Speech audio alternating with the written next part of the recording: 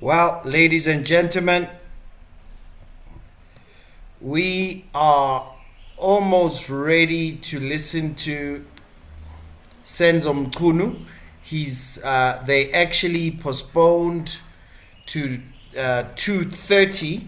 So, hi everybody. Now, we know that Mchunu was at the Ad Hoc Committee, but what has happened now is that Senzo Mchunu is now in a different forum because he was all along at the place where you could just kind of say what you say, and you're dealing with politicians who prepare differently from how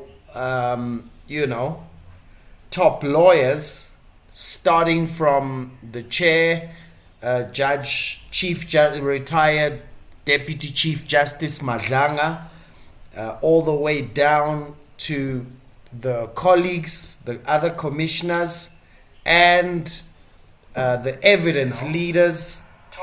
This is no joke. It's no joke at all. So it's going to be interesting watching it this time, because this is not small time politician who get emotional and make statements when they should be asking questions, because they're playing to their gallery, and also they not trained as lawyers. So now we will be listening to people who are utterly trained as lawyers to ask questions. So this is gonna be a really, really, really amazing opportunity to hear the right ones. Abraham, ja, ons wag, bro. Dit sal warm wees vandag. Nasia Pelele. Oh yeah, you were watching The Doctor before this. The Doctor was unbelievable. I'm not even going to start talking about The Doctor because we'll get confused. So, what has Senzo Mchunu said so far? Well, let's take a look at this. Let's take a look at this because we have 24 minutes. What has Mchunu said at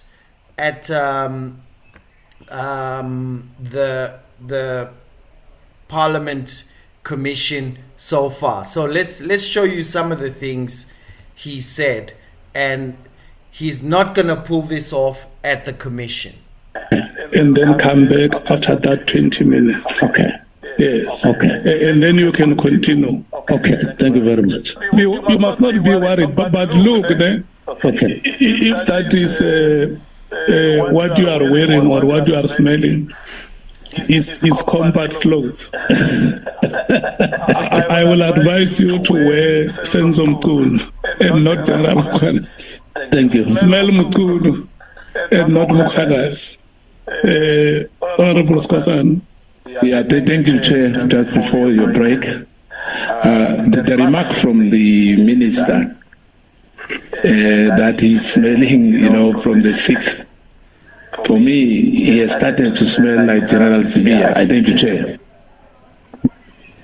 No, you are out of order because what the chair has said here is that Minister Mchunu is Minister Mchunu and General Mkhwanazi is General Mkhwanazi. It ends there. Direct translation, let's not make it bleed. But I don't know what it means exactly. So someone in the comments who speaks Pedi will tell us. I think it means don't milk it too far. Okay. Now that was after an hour of reasons. They go for a break. He comes back and he gives more reasons for why he decided to do what he did. And after an hour, he mentions the magic word, immediately. Now, the issue of I attached immediately. Now, the directive would still have been the directive even without immediately. But I added immediately because, as I indicate, I wanted to send a message to be understood that I would want the National Commissioner to have this in mind, but it was not like in a drill. You know, in a drill, you say left, and the person you are commanding must really lift the left leg, as and when you say on time. Left, you say right, they must take right up. You shout another instruction. You turn left, they do this. Turn right, they do so. Aim, you aim, all of you. It's an instruction that. But the context of these instructions that come from a minister and these ones that came from are not the same as those in a drill. And it's always like that, not in the form of a drill. It wouldn't mean that when the National Commissioner receives the directive, he has to do this on the spot. That is why I gave a window. It was deliberate. So then he went on to explain that saying disband the political killings task team immediately might not mean immediately. But this was all happening in a 3-hour monologue. So somebody got tired. I didn't say immediately and within 1 hour, right, an immediate, an interim report. It didn't. It says on the 20th. Okay, Minister, they are there. Yeah, Chair. No, we wanted to be reminded of a question to which the Minister is responding, because it must not appear as though he's addressing us. The evidence leader has been quiet for quite some time, and the Minister has addressed various aspects of his evidence. He has addressed the reasons, he has addressed the constitutionality of his reasons, and the evidence leader has just kept quiet.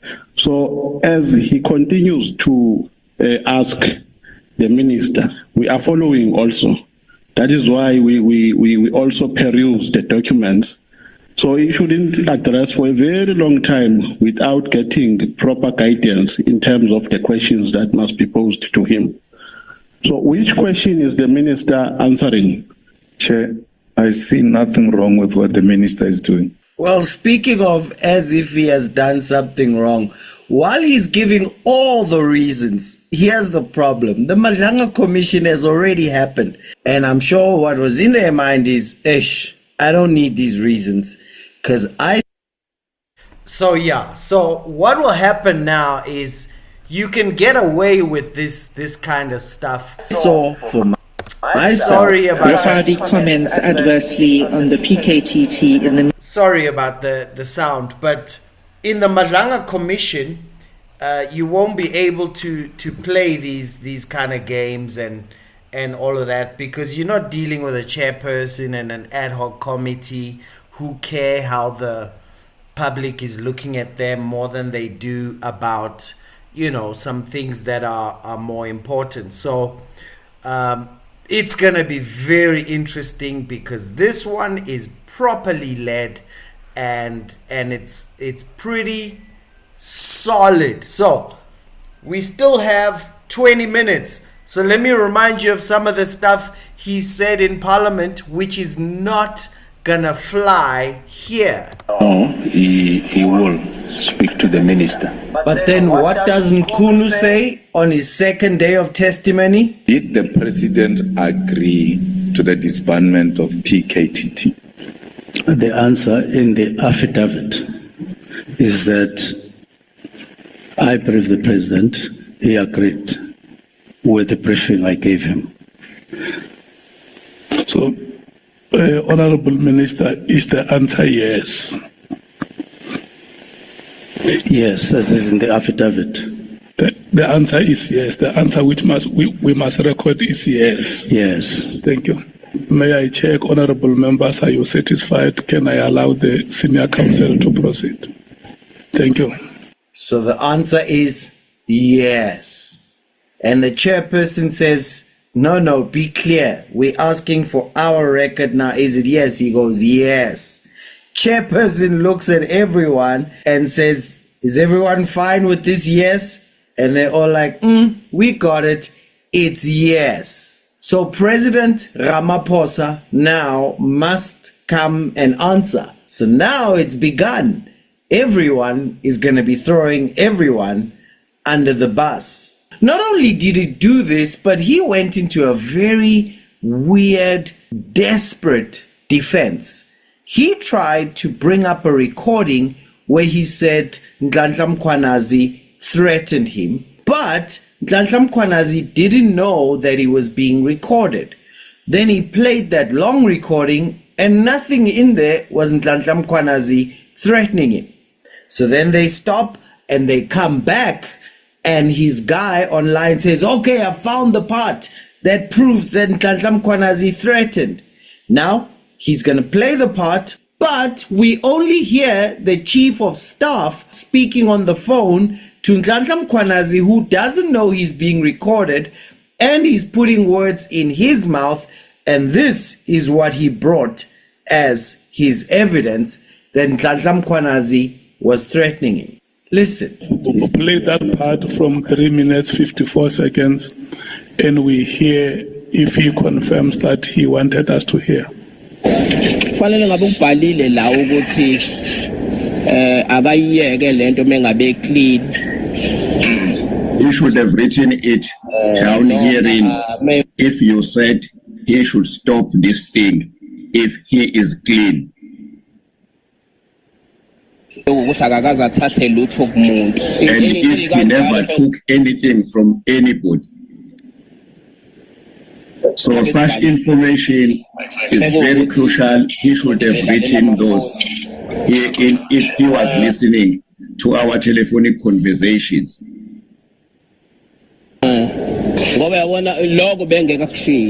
Because he was not going to deliberately omit that, because it is in line with what he has alleged.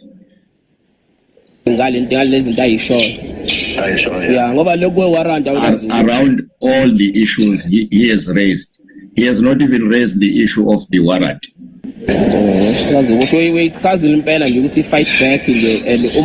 You have correctly explained it that all this is about a fight back. I'm sure now Monisha Pelangoba uyamazi awuqala ukumazi manje. Ukuthi kuzoba ne fight back lama uzazi uclean. And you want him because you know him. You did not know him just now. You have known him for a long time. And fight backs are always there. She does. Yeah, because that's what they're going to do. Because if you tamper with the police, yet you are not clean, police will go after you. Honorable Minister, is this the part that you wanted us to hear? It doesn't seem that it is a part, it's another conversation, but it may be that conversation, that part of the conversation between the two was not the one when he had started recording, but he did. We did talk with Chief of Staff, but I'm fine at this stage. What we should do now, we are stepping out of this audio because it's not what you want. I'm fine. Then at your time, I'm fine. Get the evidence that you want to bring it here to us. Yeah, it may have not started when they started recording. It may have been said before they started recording, but they did discuss it. It did tell me that. And then maybe next week, Tuesday or Wednesday, time permitting. Thank you. We will look at how we deal with that. Thank you. Thank you so much. No, I was saying to the minister, on Tuesday he must come with that part. Because we need to hear that part. It's very important.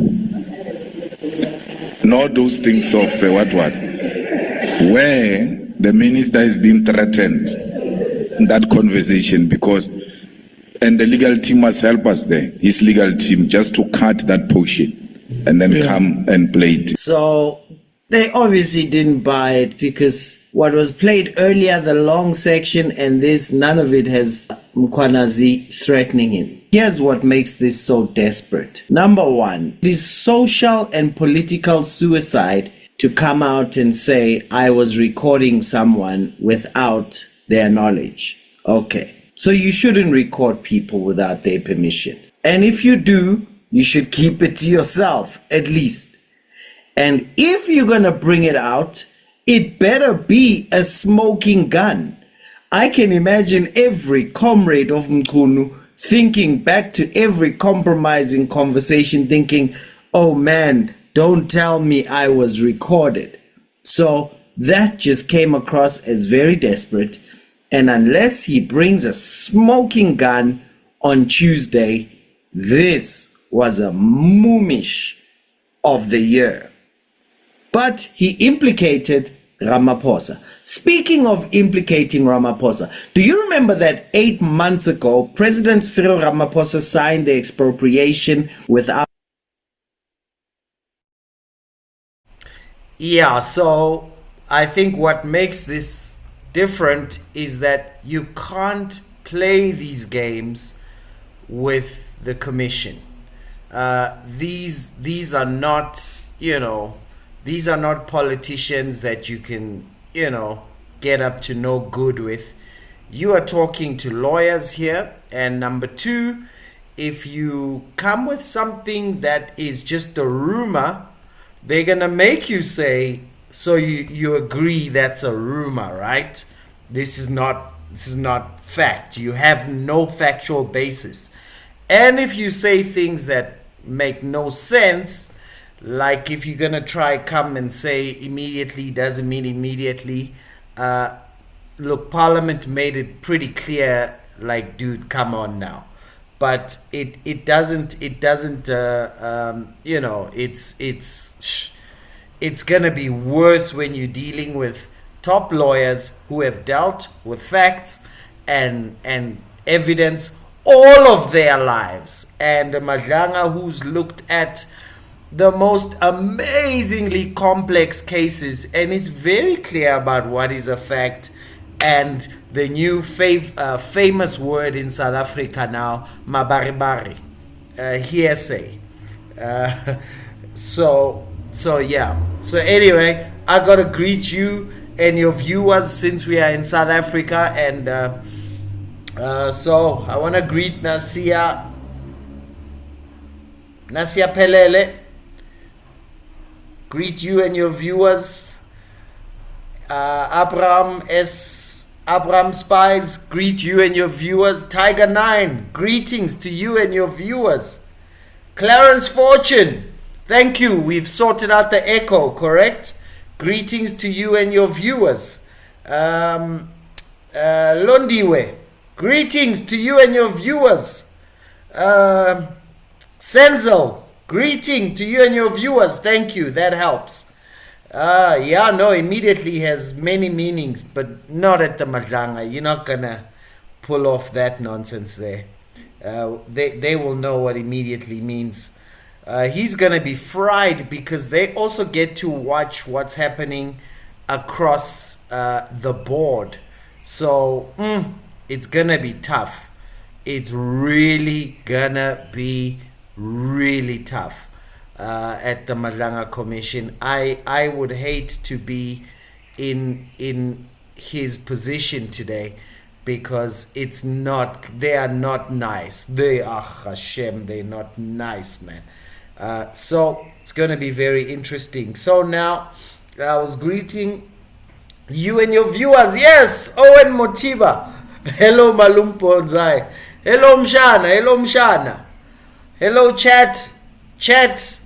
Greet Owen. Come on now.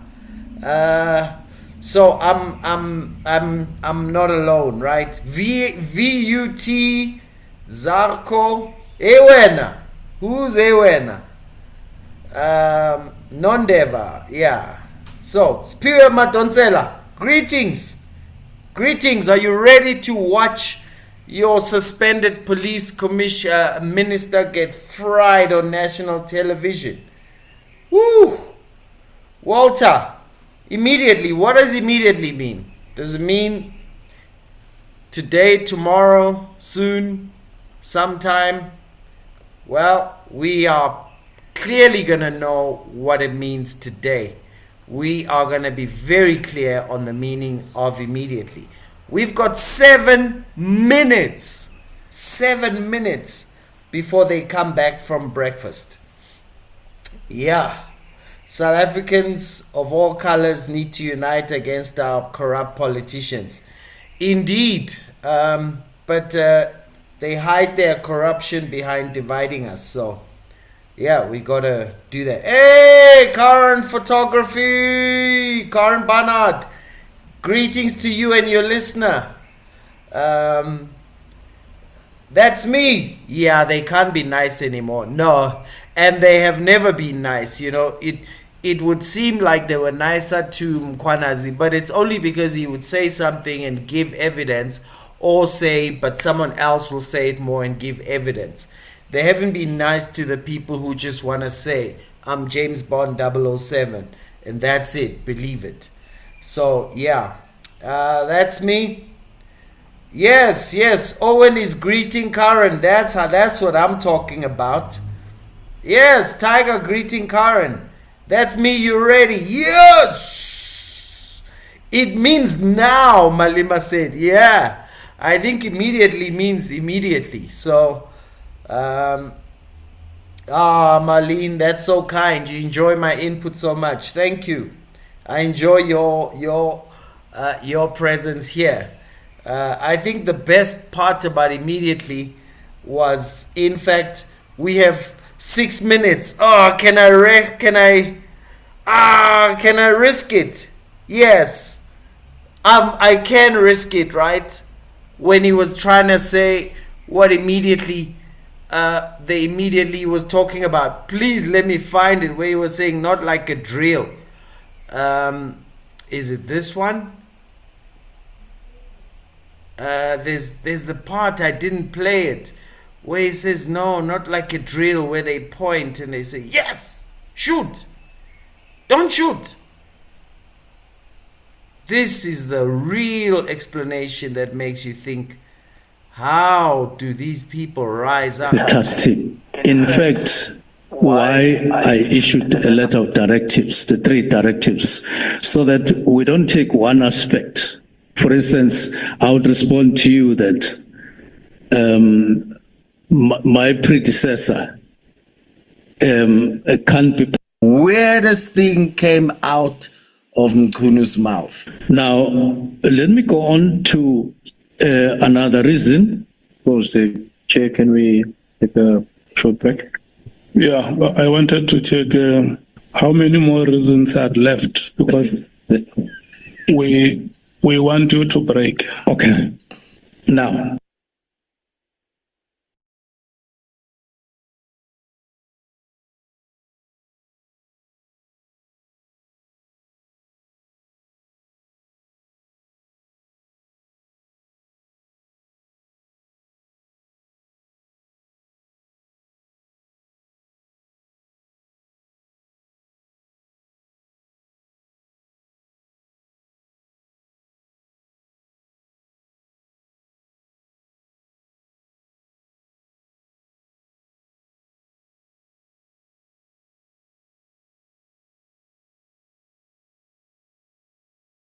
Oh, I'm busy talking to myself with the mic off. So we're going to leave that, because South Africa will prosper.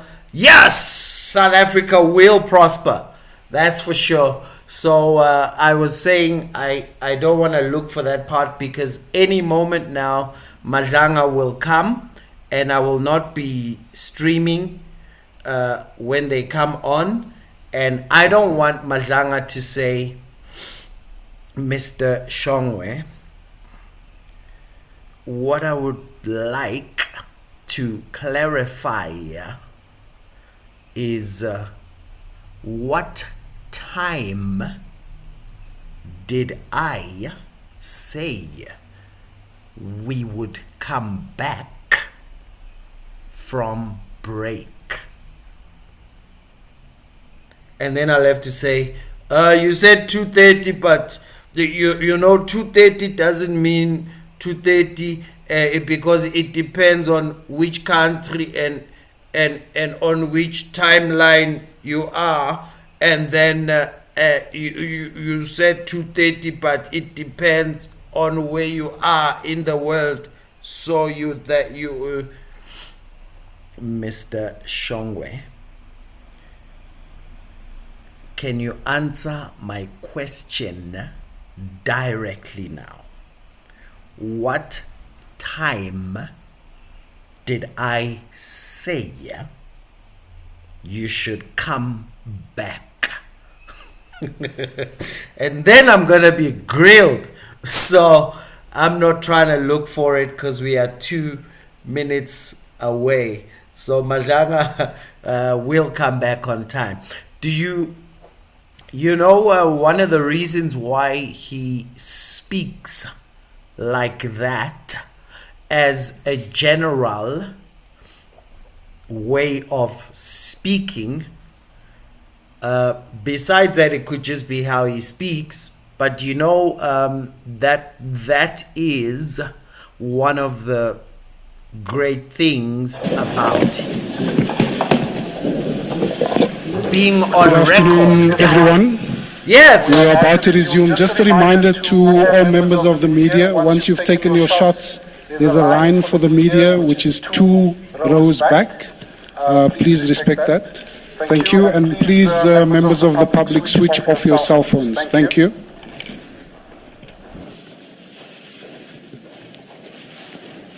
Guys, switch off your cell phones.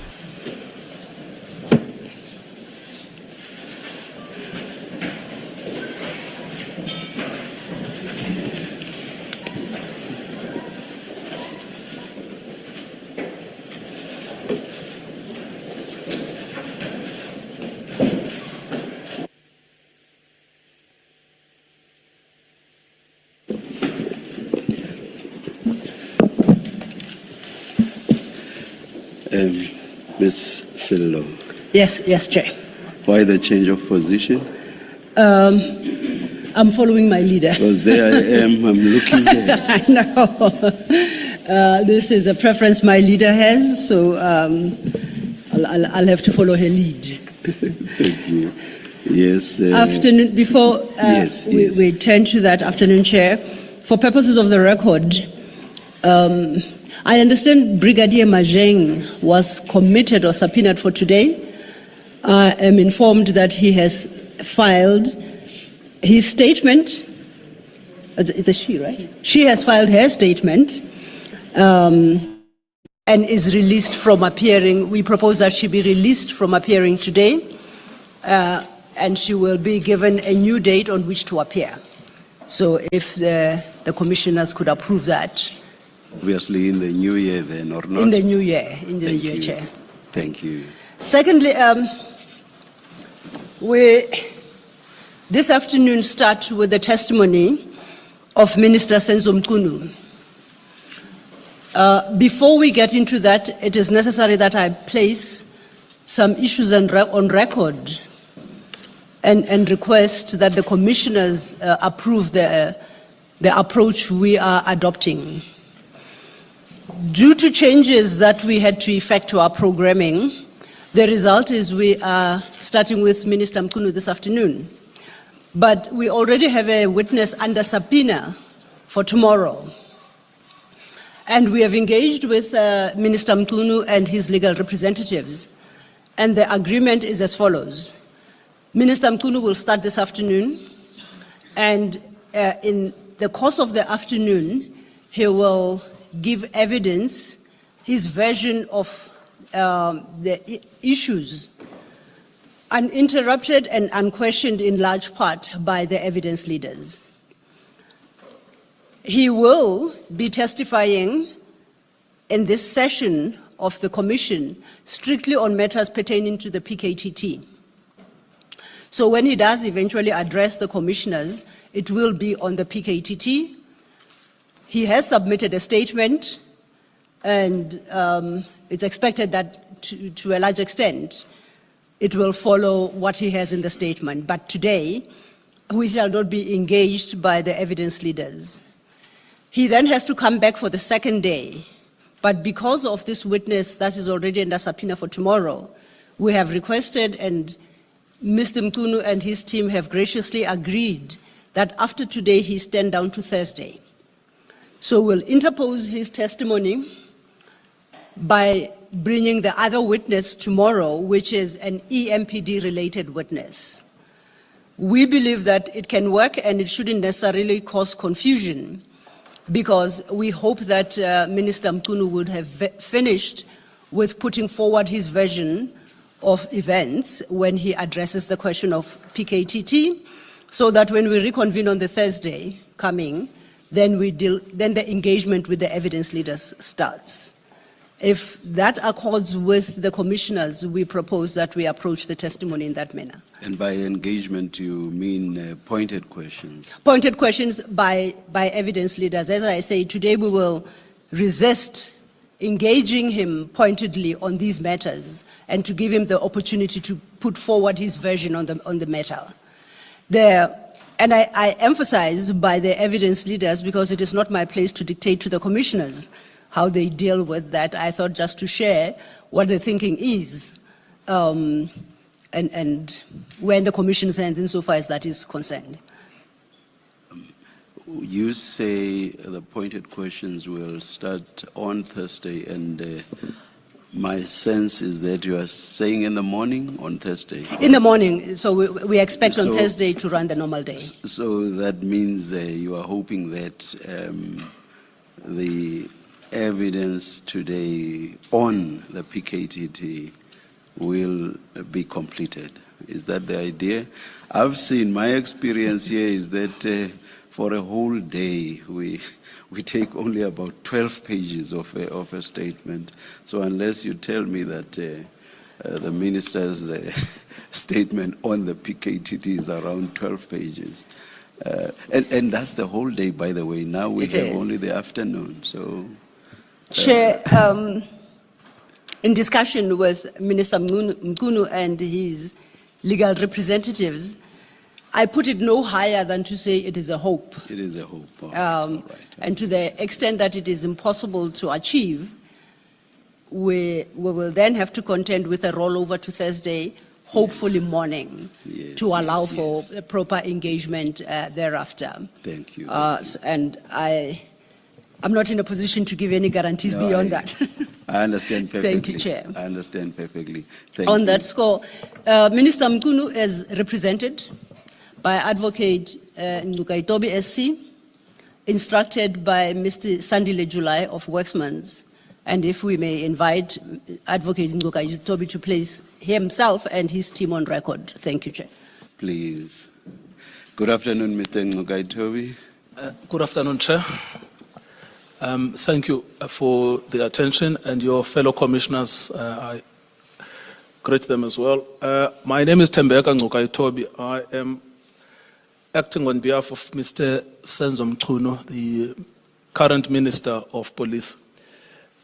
My juniors are Advocate Natalie Kezebutelezi and an advocate who is known to one of your commissioners, Advocate Nhlanhla.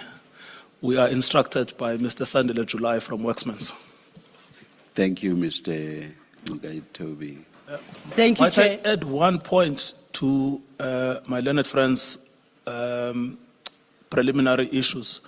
We have asked for an opportunity to re-examine. My understanding is that it's not objected to.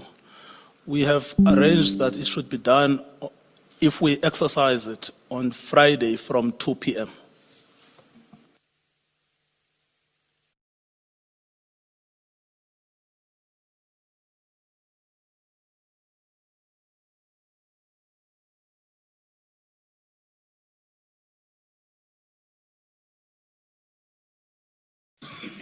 That's in order, Mr. Ndukaitobi. Thank you, Chair. Thank you. Thank you, Chair. We are ready to lead a testimony of Minister Mchunu, and that will be done today by Advocate Lee Sigal Mube.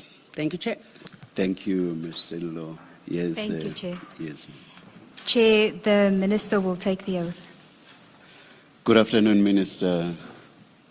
Good afternoon to you. Please place your full names on record. My name is Senzo Mchunu. Thank you. Do you swear that the evidence you are going to give is the truth, the whole truth, nothing but the truth? If so, please raise your right hand and say, "So help me God." So help me God. Thank you, Minister.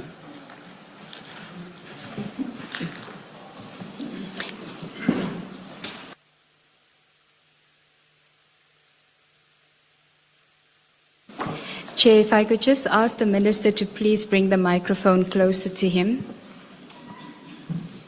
and keep it on. Please pull both if Yes. if they are pullable. I don't know if there is such a word. And Chair, you would Towards you, Minister. I think I saw you pushing them away. Please pull them towards closer to you. you. Yes. Thank you. Thank you. Chair, I thought that before we start the Minister's evidence, if he could just explain the reason why he has an earpiece in case there may be questions as to the reason for the earpiece. Is it necessary? Is it necessary? Really? Oh yeah, please then, Minister. Thank you very much, Chair of the Commission and Commissioners. I've just have a slight problem with my left ear, and then I requested that I enhance my hearing.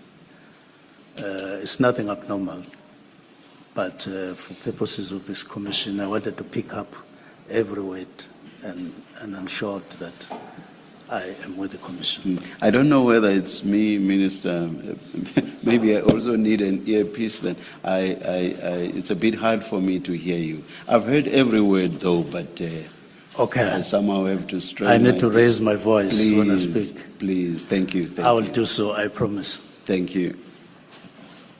Chair, they just want to assist the Minister to increase the volume on his microphone. Just want to.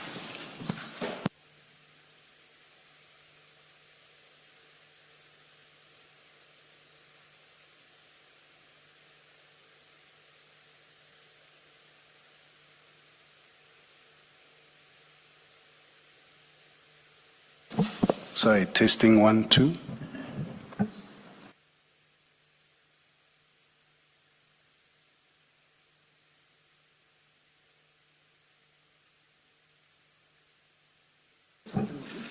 You can switch it on, Minister. Thank you. Minister, you would have been provided with files in front of you marked 1 of 5 to 5 of 5. And the first file is 1 of 5, which should contain a statement. I just want to confirm that you have file 1 of 5 with you, in front of you. And yes, if you can confirm yes, that from page 1 to 92 of that, that's your statement for purposes of your evidence yes, today. I confirm. And do you confirm the contents of the statement and the accuracy thereof? Yes, I do. Now, if we could start, you have the introduction section starting at paragraph 1, but if I could ask you to start on page 4, which is page 2 of the statement, paginated page 2, which deals with, if we can just orientate ourselves as to the pagination system, and then what you have in front of you. I will be referring to the paginated pages of your statement. On at paragraph 8 of your statement, you start dealing with your personal background and appointment as the Minister of Police. Prior to that, you have some introductory comments, but I would like for you to just briefly summarize your personal background and the events leading up to your appointment as Minister of Police, very briefly, please. Thank you very much once more, Chair and Commissioners. My name, is indicated earlier, is Senzo Mchunu, and I was born at Hlabisa and went to high school, and then started working as a teacher a number of years, and then went to be full-time in the African National Congress in 1991. and after that worked in other provincial structures and then became MSc in 2008 and then Premier in 2013 and then 2013 the same year, 2013 to 2016, and then I broke from May 2016 and the whole of 2017. I was unemployed and then got employed in 2018 in March by the African National Congress at head office, and then up to the elections of 2019, after which I got appointed as Minister of Public Service up to 2021, and then on the 5th of August 2021, I was then appointed as Minister of Water and Sanitation, after which up to the general elections in 2024, and then post-elections I was appointed by the President as Minister of Police. And then currently I'm on leave. I'm on special leave. And then in the introductory paragraphs, you deal with matters which you say at paragraph 4 and 5 of your statement. You say that there are aspects that you are not in a position to speak to. If you could just explain to us why you say you're not in a position to speak to those matters and what those matters are at paragraph 4 and 5 of your statement. Well, I'm saying on paragraph 4, to start with, I'm not in a position to speak about operational decisions taken by SAPS members without my involvement or knowledge, in case there are specific matters that arise that fit in this description. I won't be able to speak on those, simply because as Minister, I don't necessarily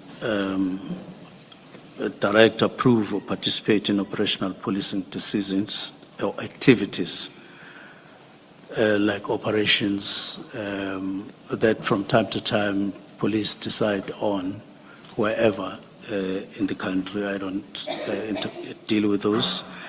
And any interference or suggestion that I played a role in authorizing or coordinating operational decisions, including who to arrest and where, and then raids, when to do a raid and not when to do a raid, and tactical deployments, who goes where, for what reason, such insinuations are incorrect. It is for this reason that I'm saying I'm not able to speak on those. And in paragraph 5, several allegations placed before the Commission relate to communications said to involve me or my instructions, and I want to place on record that I didn't participate in any operational communication channels, nor did I use encrypted platforms for such alleged purposes. Then I address those matters in detail in subsequent sections.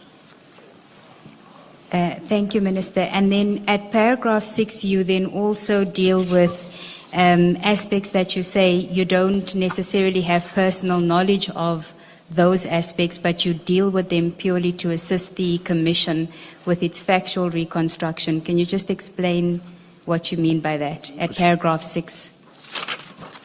On paragraph 6, yes, the Commission has also been presented with extensive evidence relating to SAPS dynamics internally, allegations of criminal infiltration and conduct attributed to certain senior officials, including Lieutenant General Sibia. And my knowledge of these matters arose only after they became a subject of evidence. In other words, I'm indicating that the reason that there isn't anything that I knew or I know internally, or I know anything about internally in relation to criminality and so on, until most of the things came to the fore in the Commission. So in other words, you don't have personal knowledge of them, you weren't involved contemporaneously in anything relating to that, but based on what you became aware of subsequent through evidence before the Commission or the Ad Hoc Committee, you will deal with that insofar as it may assist the Commission in reconstructing its facts. Yes. Thank you.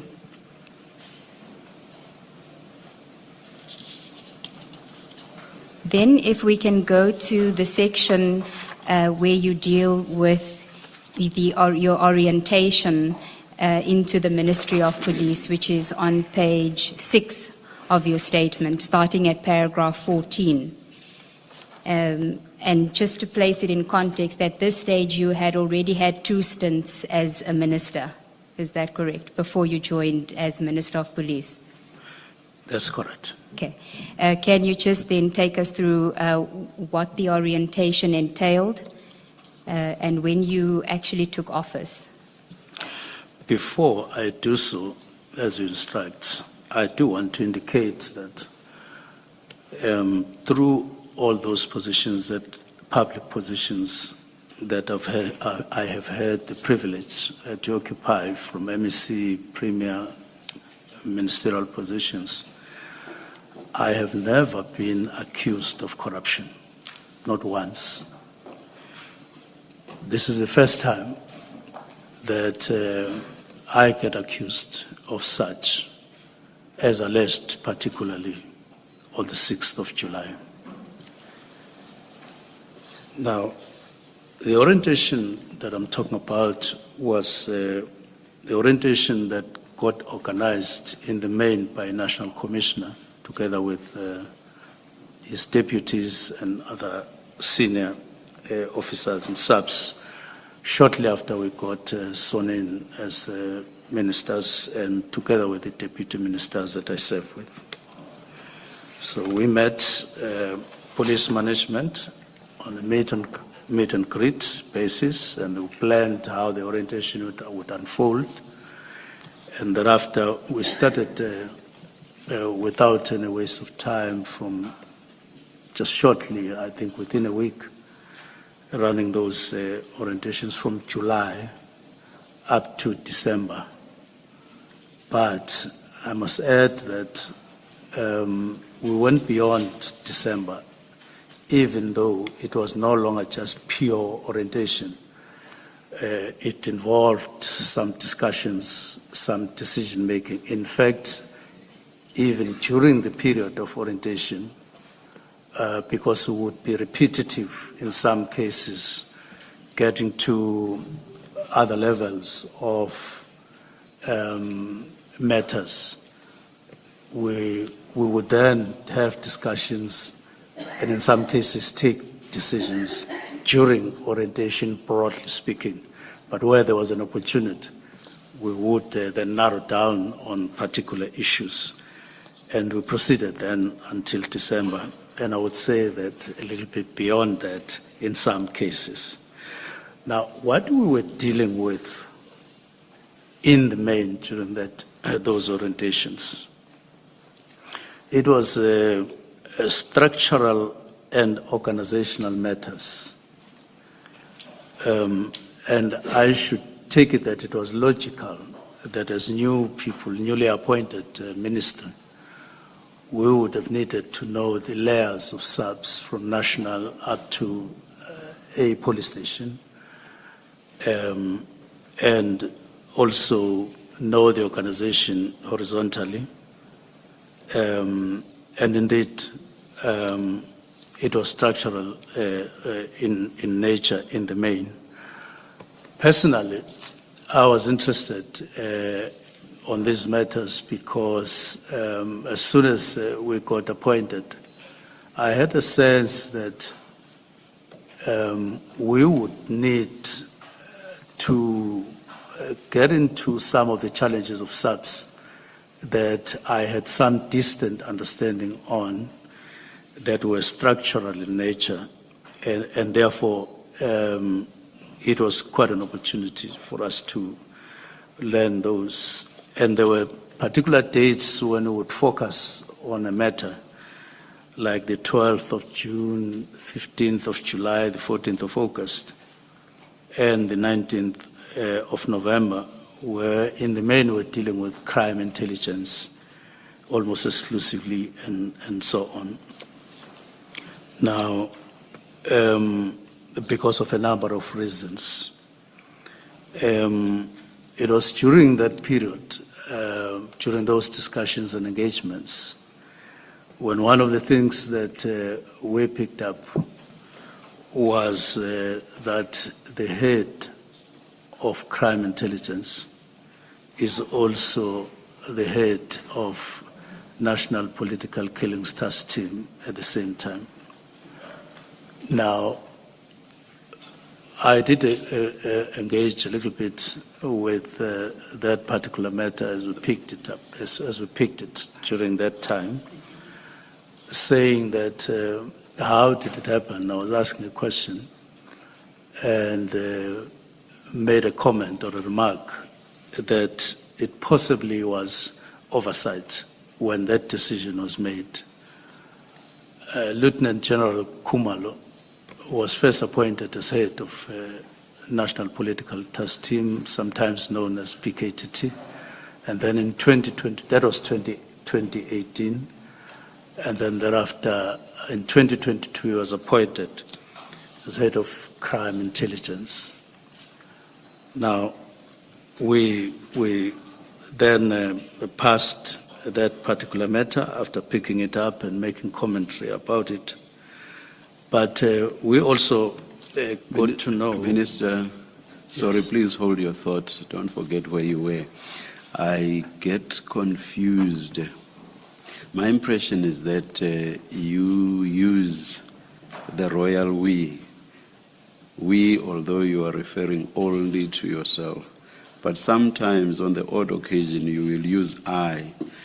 And where you are in a meeting situation and you say, we decided, I'm not quite sure whether it's only you that decided, you as the minister, after being briefed by those you would be with, or whether it was a decision of all of you, you and the other people with whom you are at a meeting.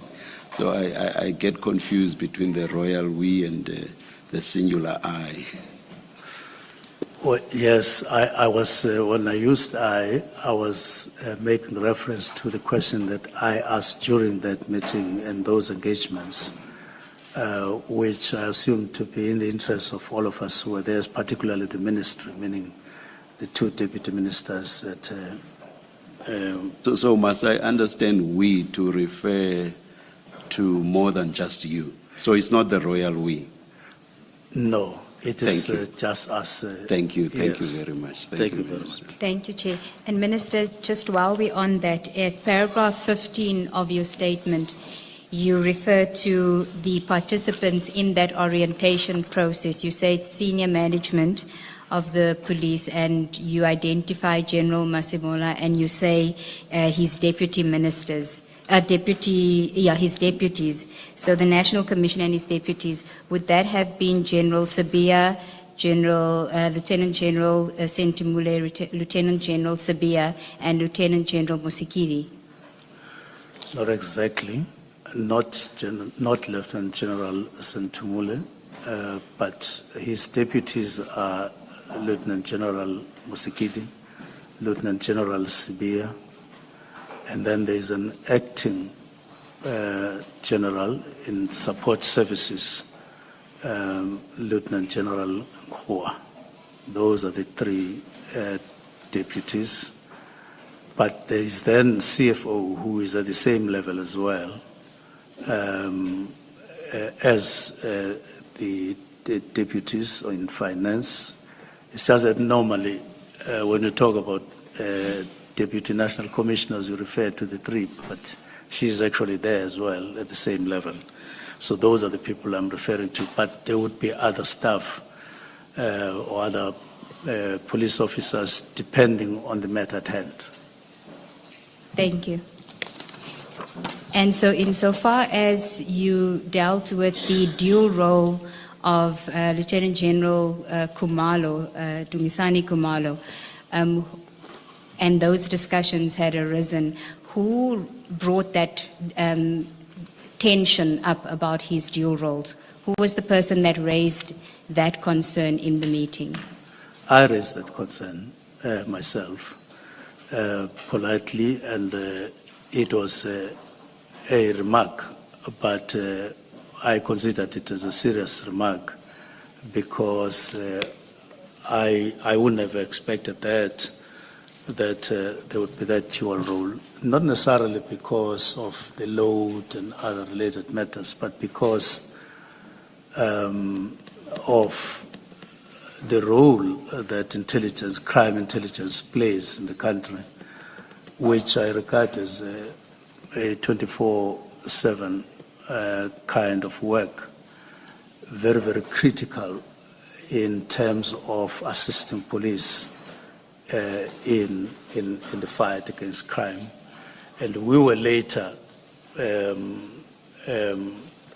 going to discuss it as we did, identifying crime intelligence as the main enabler among other enablers in terms of assisting police to fight crime in the country. Okay, and at the time that you had raised that issue, were you aware that General Sibiya had also raised that issue with General Masimola, that he thought that General Khumalo shouldn't have that dual role? Not at all. Okay, thank you, Minister. You may proceed. Well, we were also briefed about long-standing organizational challenges that predated our appointment, including the task teams, various task teams, delays in taking some decisions on implementing them, especially relating to the work study that had been commissioned some time before. There was also some mention of murder and robbery unit. There were also other matters, including on human resource management, that we discussed there. Some of the discussions, of course, touched on matters relevant to the National Political Killings Task Team based in KwaZulu-Natal.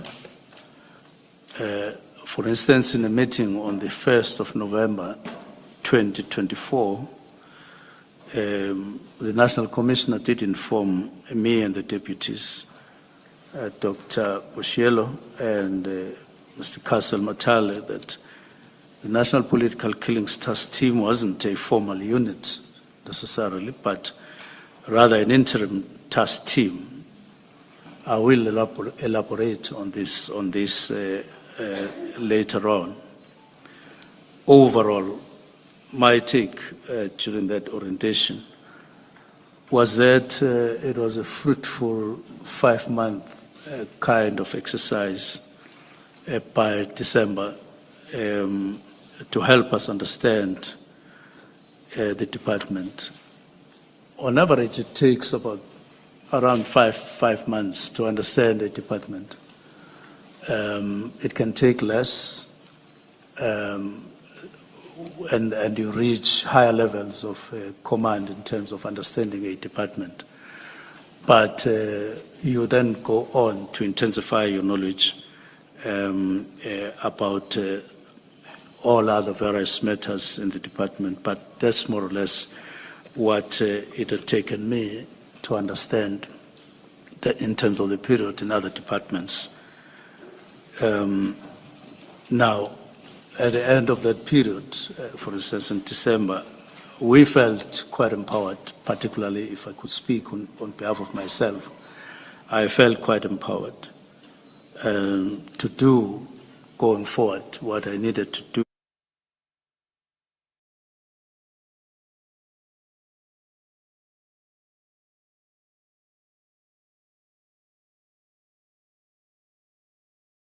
and had some understanding of broader matters in a department.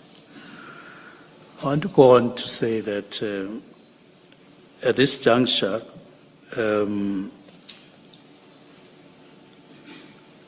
point out that it is worth noting that the National Commissioner's response in Parliament in 2023, when Ms. Z. Majosi of Inkatha Freedom Party asked him a question or questions relating to the then status of the South African Police Service and specialized task teams dedicated to combating specific types of crime. In this regard, the National Commissioner stated as follows: the SAPS is in the process of establishing dedicated murder and robbery units in the provinces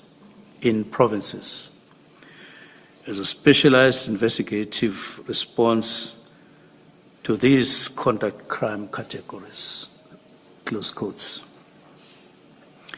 National Commissioner's response intimated that murder and robbery units in provinces were still to be established. This was, however, inaccurate as the units were already established by 2023. The written reply was signed by both the National Commissioner and the former Minister of Police, PKTT, in December 2023, and it is attached and marked as an SM2. Now, the National Commissioner also explained that SAPS management envisioned that the National Political Killings Task Team would eventually be folded into a dedicated murder and robbery unit as part of broader consolidation process. The National Commissioner was aware, right from 2019, of a work study signed in June 2019 by the preceding National Commissioner General Stolle, which recommended the resuscitation of the murder and robbery unit and the absorption or envisaged absorption of the National Political Killings Task Team or functions into the permanent structure that had been, or the study of which was a result of the study that had been commissioned just a year before, that is 2018. Now, at no stage during my orientation or the briefings I received was I informed of any operation resembling the event later described. I'm jumping now to December 2024. At no stage we were briefed about that. No briefing was given to me about any arrests, operations, or tactical deployments involving NPKTT during December. I'm mentioning this because I take it as important at this stage. But my initial period in the portfolio therefore focused once more on organizational structures, focused on governance, and I must add systemic issues as well. But I peg them under governance matters and requirements. We also dealt with accountability mechanisms within SAPS. We dealt with budgetary issues and what gets considered in terms of allocating a budget across the organization. And of course, we spoke about the need to consolidate temporal task teams within the South African Police Service. These issues formed the foundation for subsequent engagements, particularly in November and December 2024. Thank you, Minister. Before we move on to the next topic, I just want to clarify two issues which may not be clear from your statement before you move on. In paragraph 17 of your statement, you refer to orientation-focused meetings that were held, and you say that there were recurring themes across sessions held on 12 June. You only started in July, so I just want to know, the 12 June, is that an error? You say that the announcement was made, you were appointed the 30th of June, and these orientation sessions happened in July 2024, but the first date in that paragraph refers to 12 June. Yes, it would be. Is it 12 July? It would be 12 July. Thank you. And then the second issue, just for clarity, at paragraph 24 of your statement, where you deal about the 6 December raid, you say that at no stage during my orientation or in the briefings that I received, in the paragraph 17 that we dealt with, you speak about sessions that seem to end on 19 November 2024, but you said earlier on that those sessions, the orientation sessions, went beyond December, correct? Can you repeat that? Yes. You said earlier on in your evidence that the orientation sessions went on beyond December. But in paragraph 17, you refer to certain sessions. If you can just go back to paragraph 17 of your statement where we just corrected the area. I just want to make sure that we understand what you're saying in paragraph 17.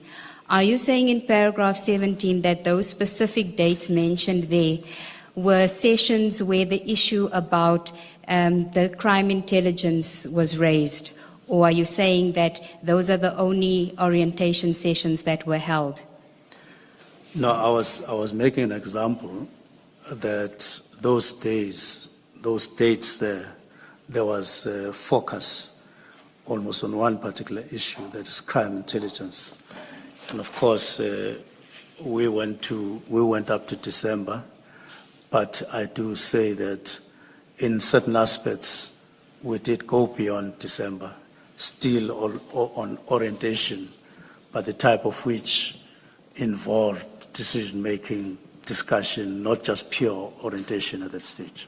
Okay, and then just back to paragraph 24, so that is the orientation. You also say, at no stage during my orientation or in the briefings. Are you speaking to briefings as being something separate to orientation, or are you using it interchangeably? Where you say in paragraph 24, at no stage during my orientation or in the briefings.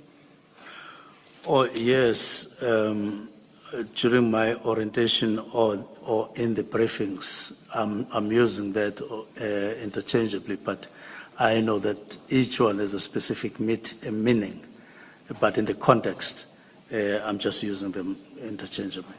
Okay, and when you speak about at no stage during my orientation or in the briefings, are we referring specifically to the period 2024, or are you also speaking about January 2025, because you've now said in your evidence that the orientation process went beyond December? I'm talking about, or I'm referring to the orientation period up to December. Okay. Yes. So if we are to understand paragraph 24, what you're saying is at no stage during 2024 were you briefed about a 6 December raid, or are you saying that at no stage at all in your time as the Minister of Police were you briefed about the 6 December raid? Probably I'm saying both, that we were not, or I was not briefed about any operation resembling, if you could underline that one, resembling what came to be described later on as the 6th December raid. That is to say, a briefing that would say on such and such a day, police will be mounting a particular operation of this nature. beyond operations like Operation Nhlanhla that you would hear about, but these other ones, specific ones, were confined to police only. And am I correct to say that you're dealing with that aspect specifically because you would have heard the evidence of General Masimola and General Kumalo that on the 16th of January 2025 they had briefed you about this operation and the arrest of Mr. Katiso Molefe and the links with senior officials where General Sabia's name was specifically mentioned with criminal syndicate, links with the criminal syndicate? Yes, although I will deal with those matters later on. Thank you. Just wanted to clarify that. So then the next topic then is the establishment of the PKTT. You may proceed. It starts at paragraph 26 of your statement on page 9. The National Political Killings Task Team, and I want to make reference to that, use that, but and explain it so that we have synergy. In all the documents that relate to this task team, it is referred to as the National Political Killings Task Team or the National Task Team, or in some specific cases called PKTT. I'm just saying this to remove any confusion, especially one that I picked up in another commission in Parliament, where there was sort of an outright denial that there's something called National Political Killings Task Team. And there are reasons for that, that it was called National Political Task Team. It refers to the budget. It refers to the leadership of the National Political Task Team, in particular, to make it virtually national. So it was established in 2018 by an inter-ministerial committee chaired by the Minister of Police. Now, the interministerial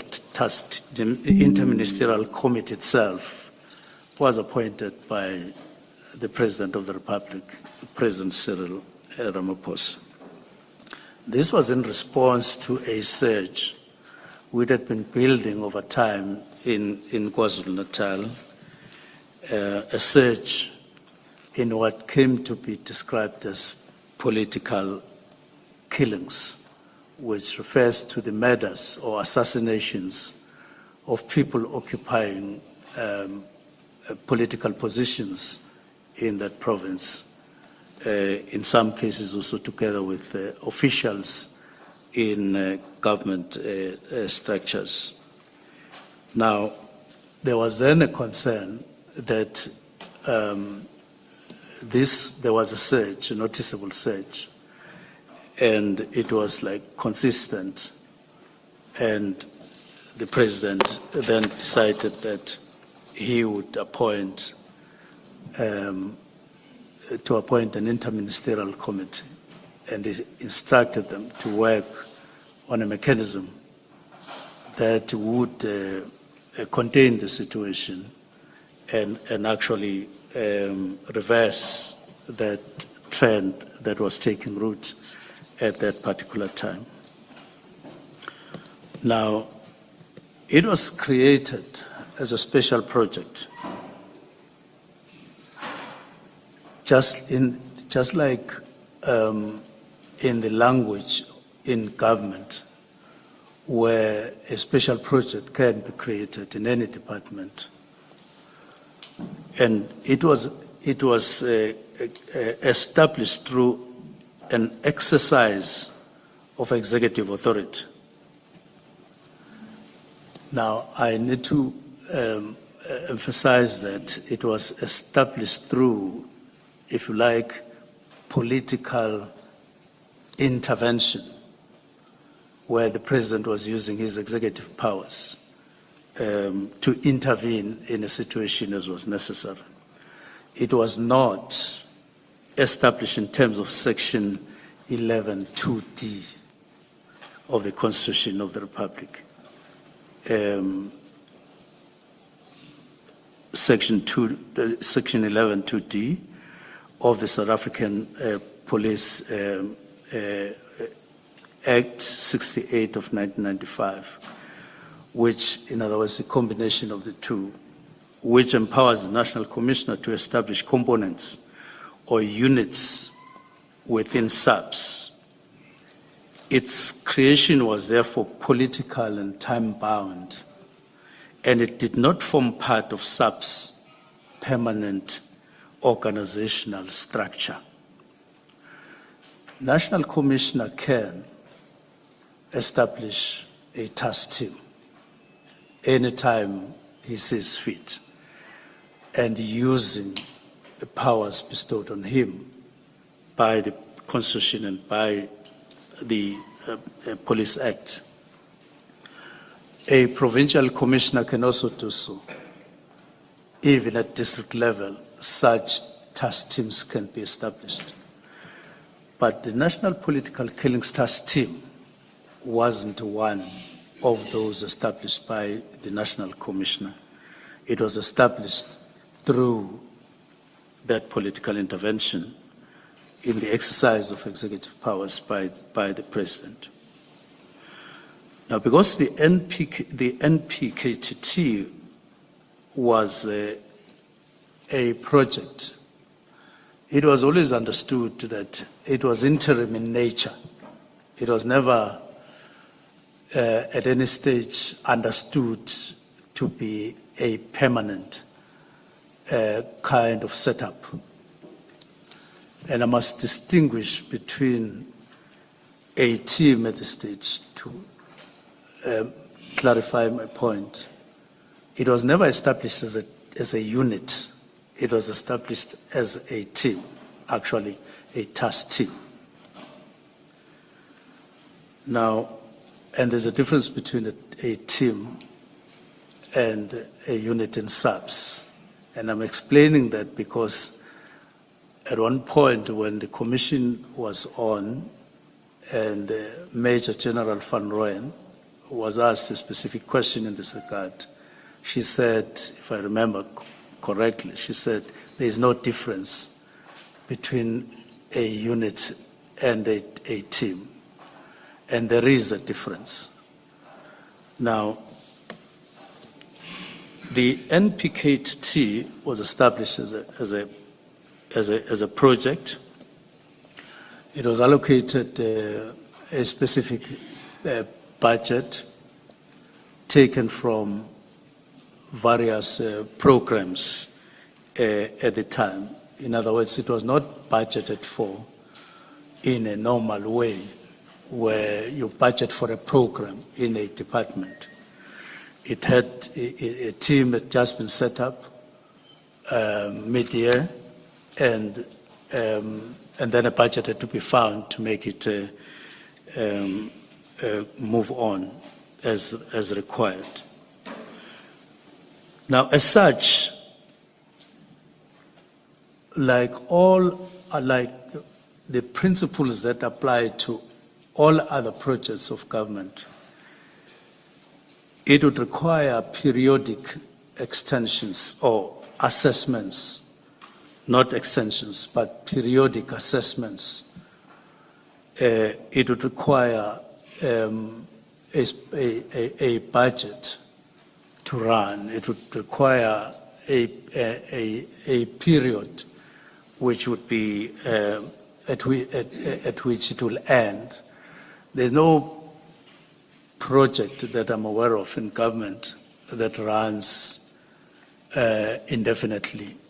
They are all time-bound. Now, the initial mandate of the NPKTT was actually for 6 months, not 6 years, 6 months, from July 2018 to the end of the year. It was then extended from January to July 2019. And thereafter they decided that if any extension, it would be annual.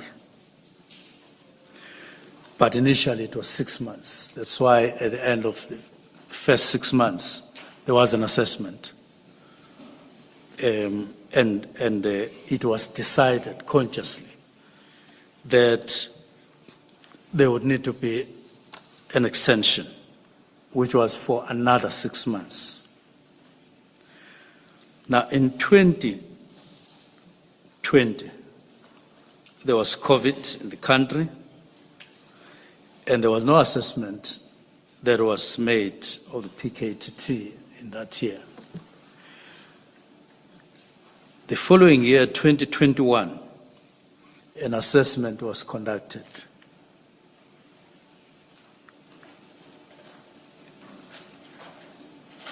And as required, and an extension signed off by the National Commissioner, and the National Political Killings Task Team was ultimately appointed or apportioned its funding for the relevant year because of its extension.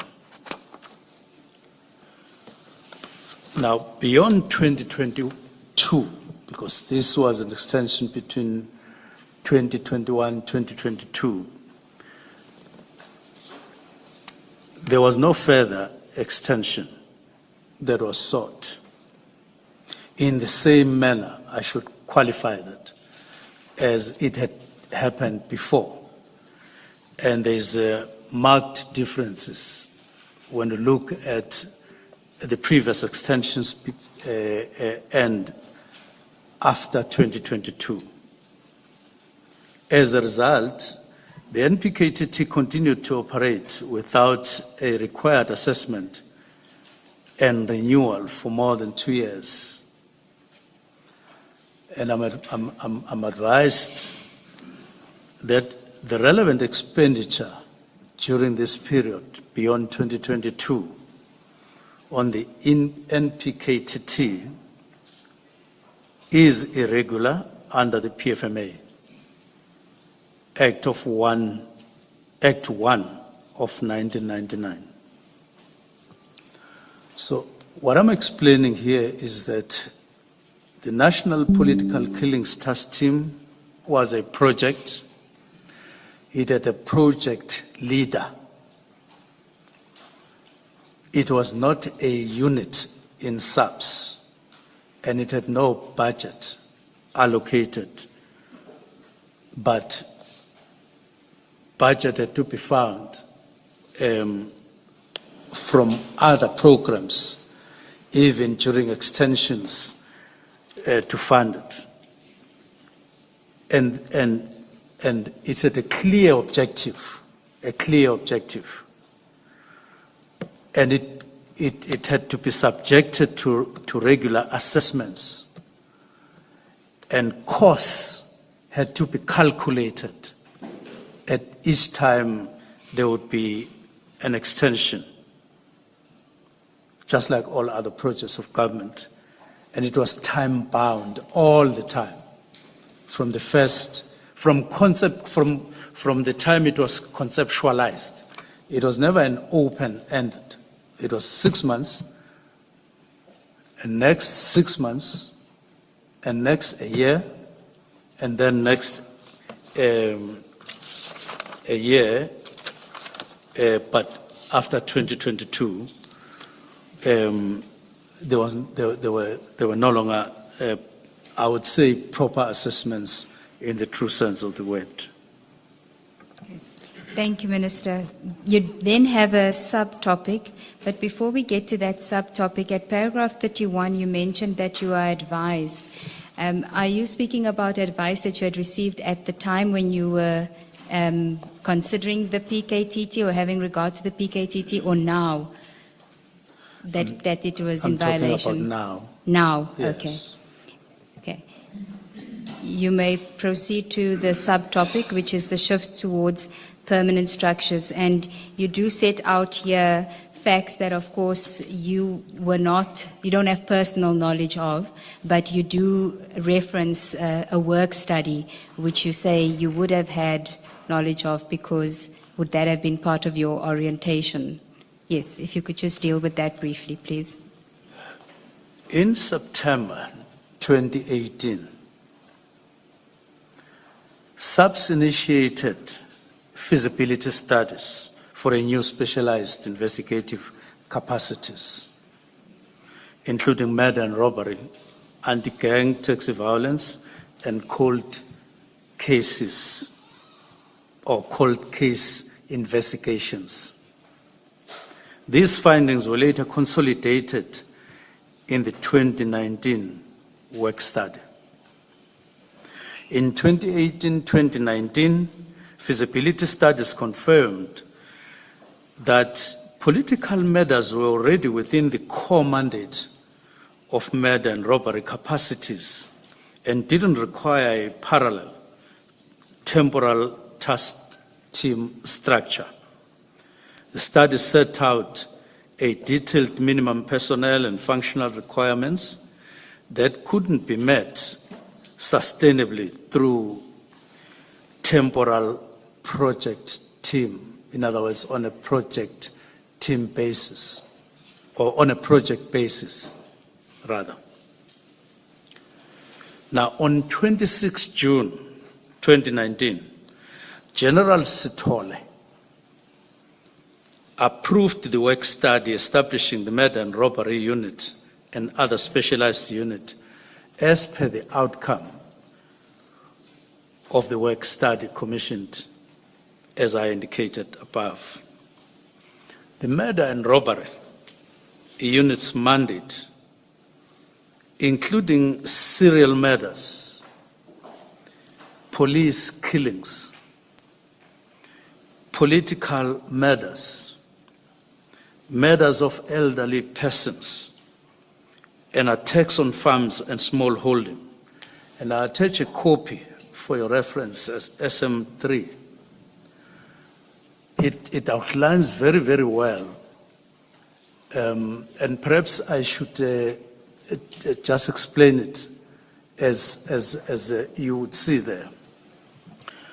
The component is called serious and violent crimes. Under it, there is a section called murder and robbery. And under murder and robbery, in terms of the list of mandates that murder and robbery would do under serious and serious and violent crimes, that is where you will find that list of mandates. And that list includes political matters, even at that stage. I had, you will see on page 12, all identified serial murders that I've been speaking to on the other page, murder and attempted murder, even murders committed against officials employed in the criminal justice system whilst in the execution of their duties. He then talks about police killings, as I've indicated, but next to that, political murders and attempted murders. And it goes down. These are mandates that were identified by the work study, which was translated into a structure, an organizational structure. Now, I won't go down there because it's clearer. Minister, is there any significance that police killings, political murders, and sorry, Chair, just give the minister a moment. Yes. Sorry. Thank you. It falls. Thank you. Thank you so much. Let me start again, Minister. You'll see that you have the various bullet points there. Yes. And each one of those, except the one that I'm going to talk about just now, appear to have one idea, as it were, But when it comes to police killings, you have bullet police killings, and on the same line or in the same line, you have what looks like a bullet. So in a sense, it's a bullet within a bullet. Then you have political murders and attempted murders. Is there any significance in that, or is it a typo? It is a typo because when you look at the structure itself, it has a box of its own. Thank you, thank you. Thank you, Minister. You may proceed. Do you want to get to... Our Minister, my co-commissioner, Commissioner Khumalo, has taken me to the original, the annexure itself, and there indeed there are separate bullets. Thank you. Thank you, Commissioner. Minister, do you then want to deal with the work study and what, at paragraph 37, and what it effectively did? Now, this work study understood or conceptualized and understood in the manner that I've outlined by those who were dealing with it, effectively disestablished the NPKTT. Now, and established a single murder and robbery unit that would carry out the various functions of the different task teams under one umbrella. I must pause here and indicate that at one point, I don't know whether it was a month after I got appointed, I had the privilege of meeting former National Commissioner for another purpose. And I may as well indicate that the purpose was to deal with a problem that he had, or a problem that he had regarding his pension. And that meeting took place in September, where, or around that time. We were to discuss his complaint that he was not getting his pension. And we then had an informal chat.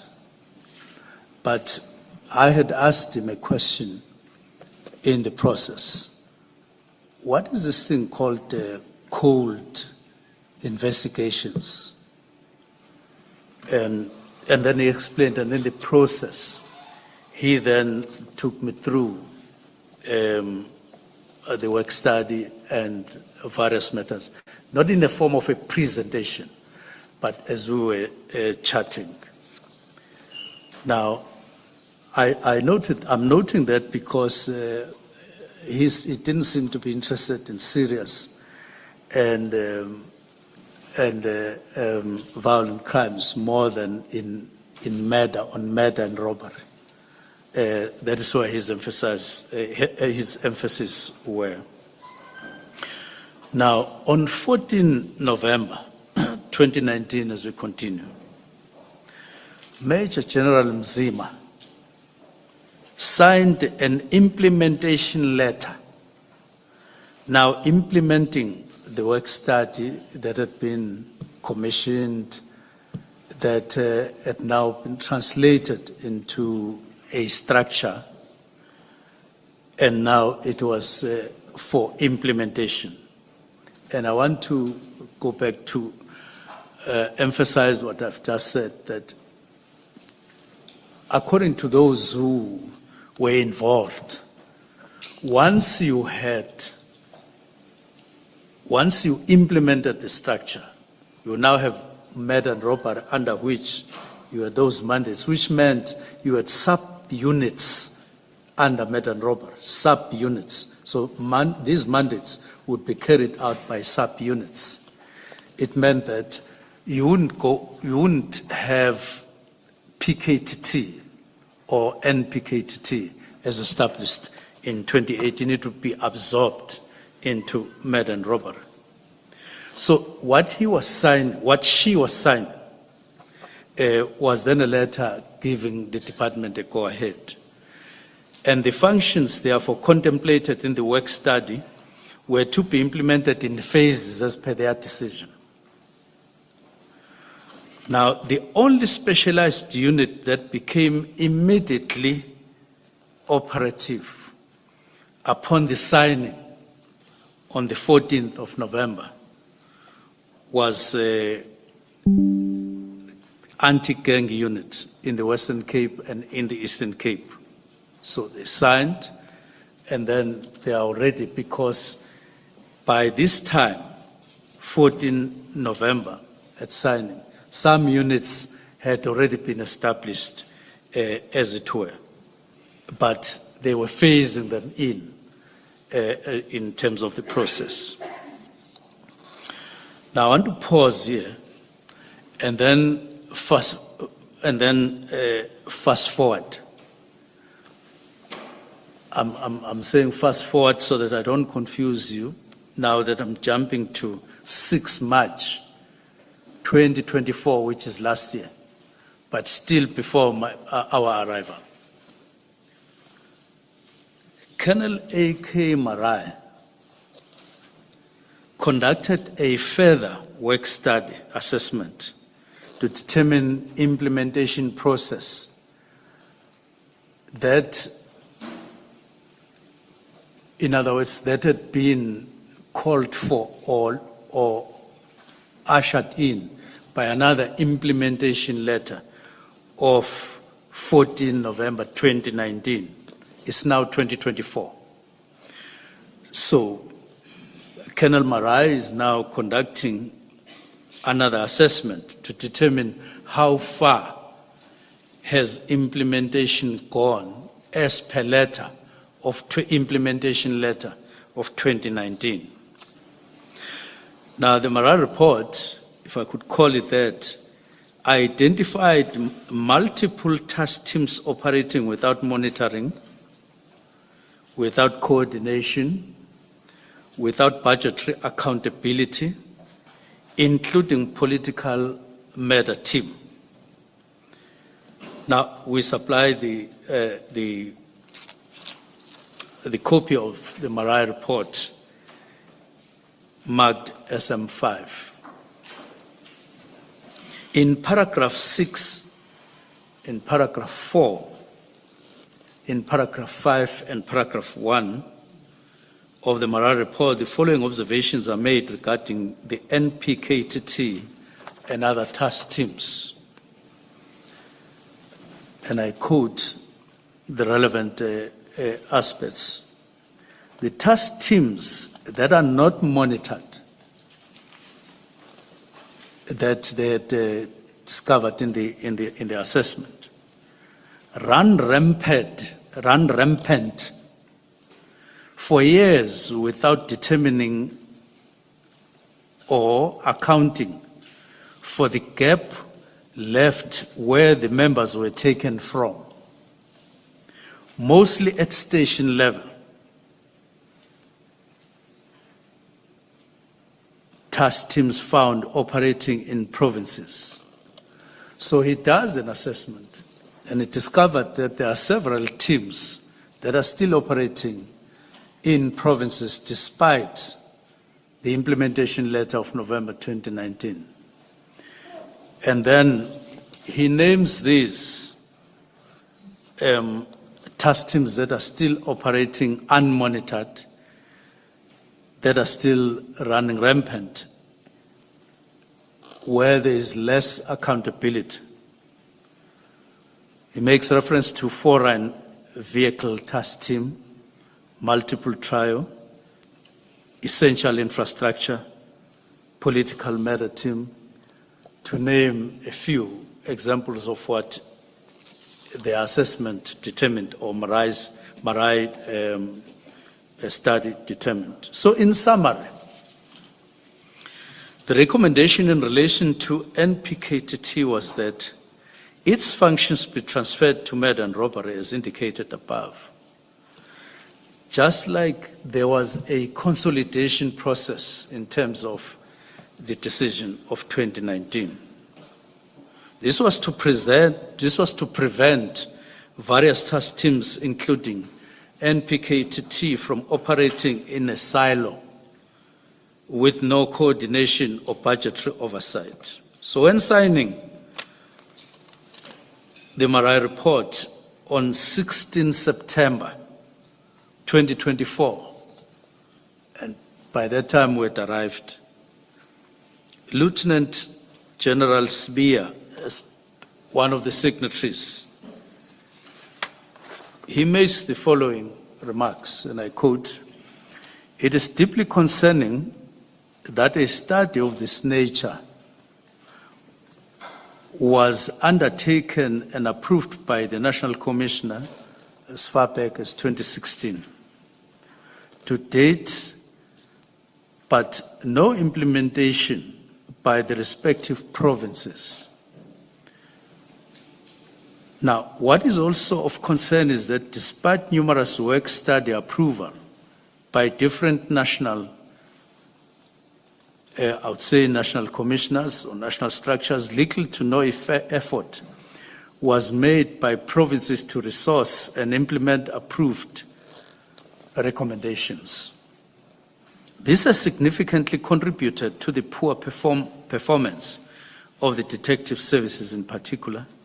And in recent crime stats released, it was evident that commercial crime investigations was neglected, considering the fact that the study proves a 17% implementation. Little else can be expected. To a greater extent, there is 46 units not implemented, whereas 42 were only partially implemented. In other words, the detectives are operating under a complete deficit. There is overall 57% shortage of capacity, I close quotes. Now, this was a remark by one of the signatories to that work study, but I go to paragraph 45, which is important, of my statement. Again, fast forward to this year. On 5 June 2025, General Masimula, the National Commissioner, signed off the work study with the instruction that implementation must be expedited,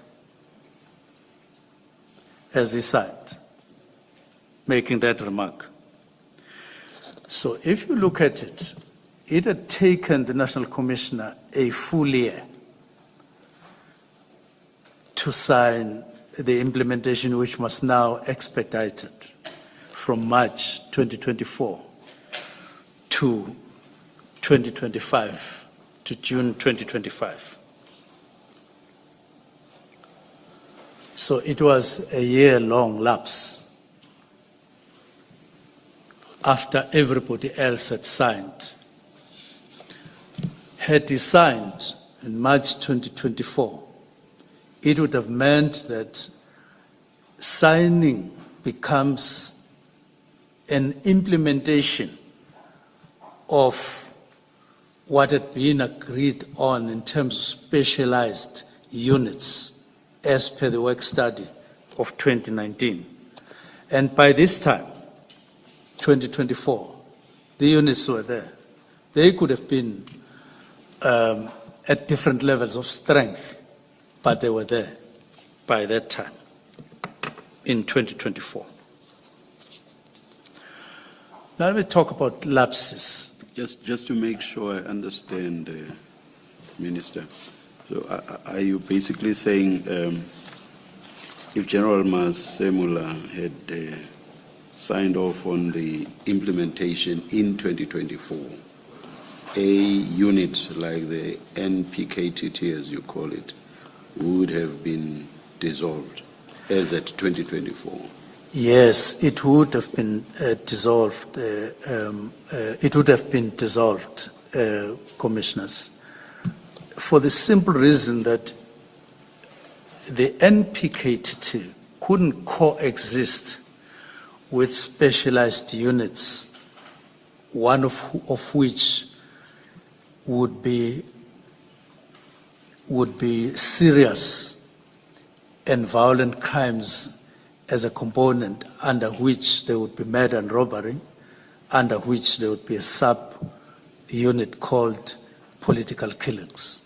It would be an unnecessary duplication, and it would run against the letter and spirit of the work study as they adopted it in 2019, and wish to implement it all these years, as I say.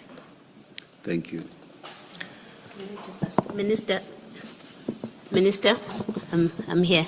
If I may just ask on the back of this response to the chairperson, at paragraph 37 of the statement, you say that the work study effectively disestablished the NPKTT. Can you just explain that? Because my first understanding of that statement of yours is that beyond 2019, after that work study was adopted, beyond that period, there should never have been a PKTT.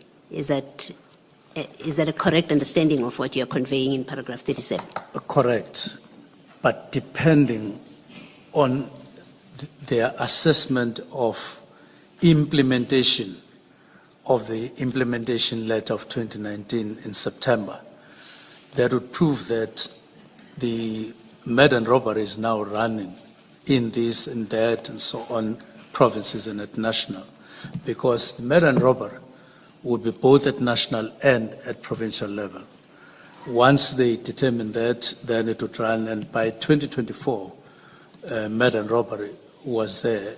And I can even go further to say, shortly after we got appointed, we ourselves started discussing with management a new organogram, a new organizational structure, which I will come to later. And it was emphasized there that no, in fact, we do have murder and robbery. We do have this and that unit, but I'll come to that later on. Thank you. Now, so the summary in paragraph 45, the summary is that one of the things that would have happened, therefore, is that the functions of PKTT and other units would be transferred to the units that would have been established as per the work study and implementation. Now, I need to lift my head here and say the simple process, it would have been just a simple process in a department to say, I imagine they would even possibly not want to talk about disbandment. They might have chosen to say, it's absorption. It's an internal departmental kind of process in the light of the internal processes, organizational processes that would have taken place, and they would merely have done that kind of implementation on themselves. And I would make an example of one unit that we disestablished in the process of orientation in 2024 without much ado. Now, I want to proceed. I'm now, I was just addressing in passing the lapses. Sometimes, commissioners, in the departments that we run or are appointed to run, you do from time to time come across lapses. Other lapses have minor impact and minor consequences, but other lapses have bigger consequences depending on the case at hand. Sorry, Minister, I don't want to break your flow, but when you are looking at the work study, please at some point consider 8.10 of the recommendations. It will be on page 201 of the annexures. Please make a note for yourself, Minister, and then at some point. But it deals with the very subject you are addressing now. Okay. Okay. Thank you, Commissioner. Now, let me go to, so in the meantime, I do make that point as part of paragraph 46 as a part of expansion. In the meantime, we had started, as I've pointed out, the reviewing of the organizational structure, which is now in line with the 7th administration. So that is what was happening. Now, I then deal with organizational placement and budget implications. Well, I make reference out. I know commissioners have ease of reference in the structures.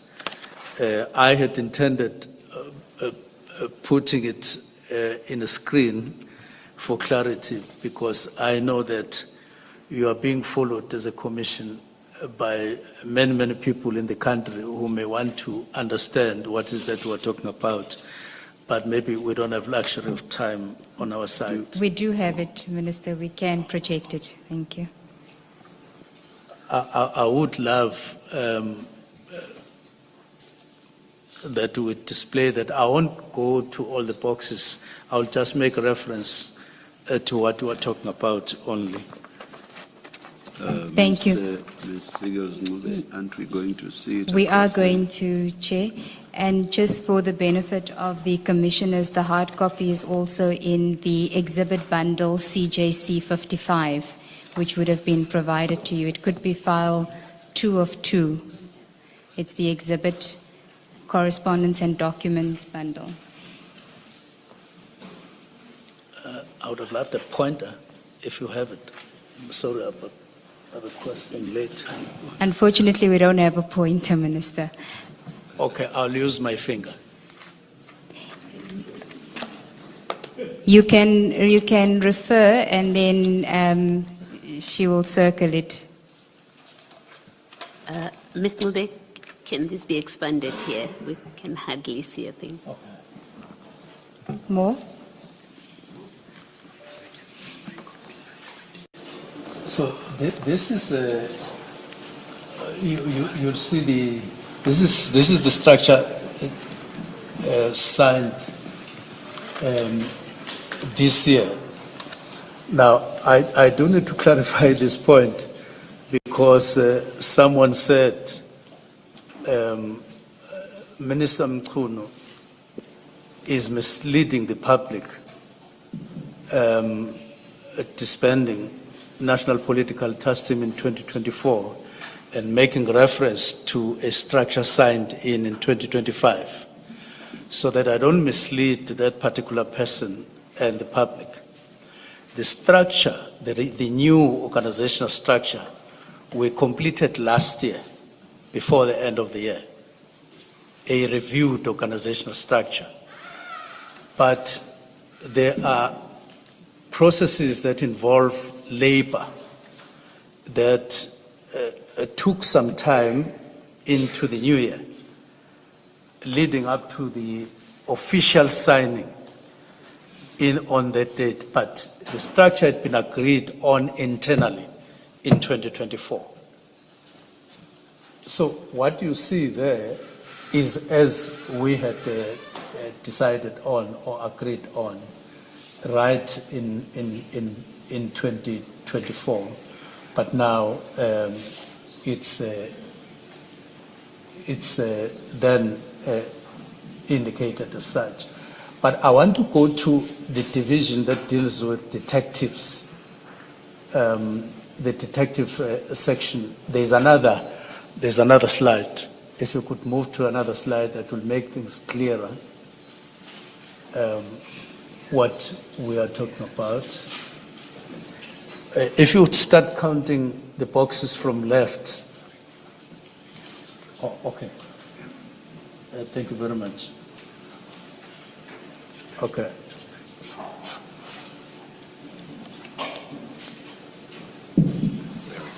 Thank you.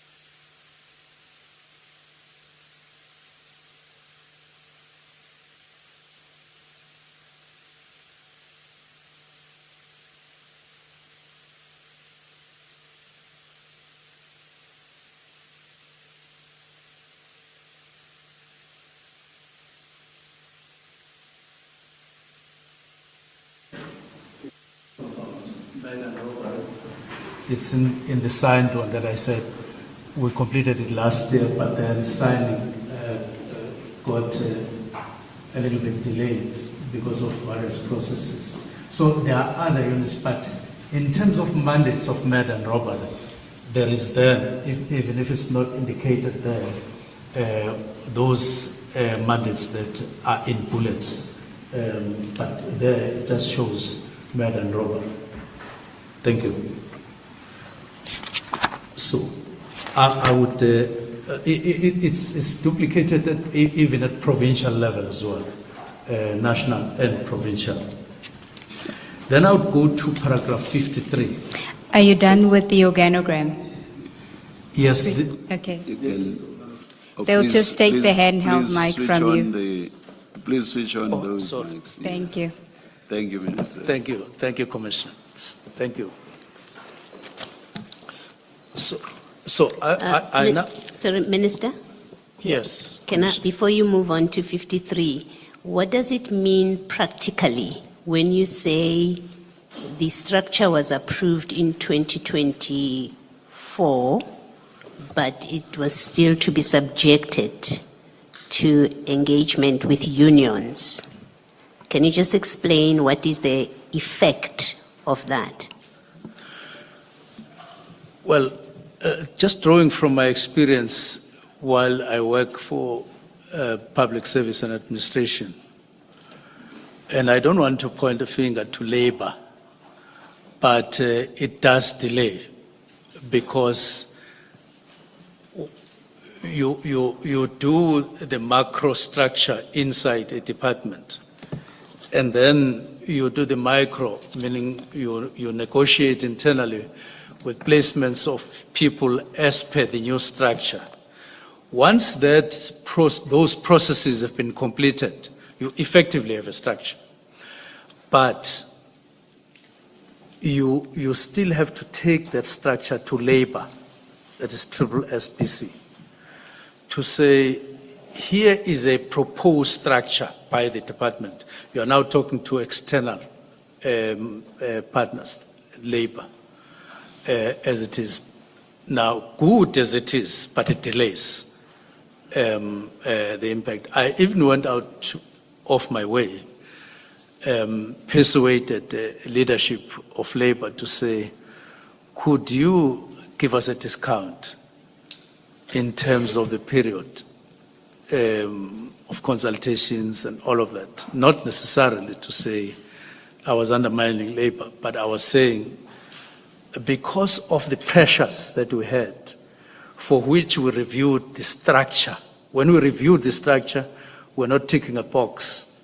We had something specific in mind because of the pressures that we had, which I'll go to later on. So it has an impact. Yeah, I guess what I'm trying to understand is this is signed in 2025, on a date in 2025. Does it mean that until then, there was no structure to implement? The SAPs could not implement this until the unions have had their say in the obligatory consultation process? There is never, Commissioner, there is never a period where there is no structure. The old structure would be in place until signing, which replaces the old one. Yes, I realize I spoke clumsily. Let me try and neaten it up a bit. You have a structure already in place. By the time in 2024 you adopt this new structure. Yes, internally. That's internal. It must now go through the union process. Yes. Because that's what a collective agreement requires. Yes. Now my question is, until the unions have had their input into this internally approved new structure, until the unions have had their input, you can't implement this new structure. That's what I'm trying to understand. Legally, yes, you can't implement. Thank you. You can't implement legally. Thank you, Minister. Paragraph 53. The main features of the new organizational structure. Now, first, just to pass that, as we dealt with the new structure, we were conscious, we were made conscious, and we were aware that we have a very fertile basis on which to do the renewal, the reviewer, or the review. We're not going to start afresh. There is a structure, as I've indicated, it has a long history, but we can look at the imperatives of the 7th administration and perhaps add what we think are the imperatives that would enhance or build on the structure that was there. Now, these from 53.1 to 53.5 are the new things that were introduced in the existing structure. Number one, we dealt with division visible policing services, which we agreed we needed to divide into two, so that there is visible policing services on one hand and operational response services, but from one structure. You now have two. And the reason for that is that when we analyzed this, we found that when you look at crime in South Africa, you need to fight crime in a way that is adjusted, structural, in terms of the organization structure, that is in line with the crime trends in the country. Now, crime trends in the country go beyond, in terms of the need to fight, it goes beyond visible policing alone. That is police in uniform and in police station. They do a lot of work. But there are certain forms of crime and types of crime that require more than that. And then we then decided that you need to sharpen the combative side of SAPS. And units were there and are there. Not that we're going to start afresh. So you would now have almost three categories if you decide that ORS, as they call it, Operational Response Service, is now a division of its own. You would have uniform police frontline, especially on the preventive side, which is the commandate of SAPS in terms of the law. And then they would be backed by specialized units to do particularly investigative work. And then thirdly, they would be backed by ORS, the combative units. Those are your task force, your National Intervention Unit, your POP. Those are people who give SAPS the combative capacity to fight crime, especially in crime-ridden areas where there's almost resistance over a period. So we would have three lines. That was our thinking. But we found that even after deciding on ORS, officials told us that, yeah, we did have ORS at some point. We didn't have time to find out why was it removed? Why did you do away? Why did you disband it, this unit? Because from where I sit, it was important to have ORS as a division on its own instead of lumping it just together. Because if you lumped it, one of the things we found, it takes up 53% of the budget. This division, if it's not divided alone, division, visible policing service, 53% of the budget goes to this one alone. And it has got all these units, and no proper attention is given at the end of the day because people are overstretched. Now, what other feature was there other than dividing this and coming up with a new division called ORS, which was there before? It's the removal of Police Inspectorate, which was a unit. It was there when we started discussing. It's not a team, it's a unit. It is in the structure. It is an old structure that was there even before democracy. So we had a small conversation, a short conversation, to say, what do these people do? They wear uniform, they wear boots, and then in the main they're in the office. Then they do work. Then we said, no, we want boots in the street and that uniform. And it was agreed that we are agreeing to disestablish the Police Inspectorate. And if you look at the structure that has been signed, you no longer have Police Inspectorate. It's a unit, it's not a team. So when people say, why and how do you disestablish a unit or a team? It's a fair question. We're in a democracy to talk, but it's not like you can't do it, that it can't be done. We did it, the whole unit in the organizational structure. 3, what else did we introduce? Is establishment of specialized units. This is more or less endorsement of what was there. We said it's a good thing that we have it, including all these components that I've spoken about. What else did we add? We relocated the division supply chain from where it was to report directly under Chief Financial Officer for better accountability in subs. I listened to our CFO when she appeared in the commission. She said a lot of irregular component. Was it not in Parliament yeah. before the Ad Hoc Committee? I'm sorry, Chair and Commissioners. It was in the Ad Hoc. I listened to her speaking. She says, in response to a question, no, most of our irregular expenditure over years comes from supply chain.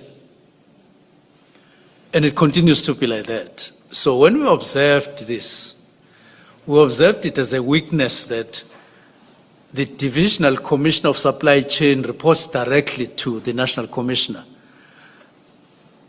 outside of the CFO. And the CFO is supposed to be the one who talks more about finances in terms of accountability of the department and other processes as a CFO, like it happens in other organizations. And CFO is in charge of 120 billion now of subs budget. Now you can't then spend it in a manner that CFO can't be seen to be in charge, and you just make supply chain manager or divisional commissioner, commissioner in this instance, report directly to the National Commission. So we were doing this consciously to improve accountability so that we can change the situation. Now, these are the new features which are in line with the imperatives of the sixth administration.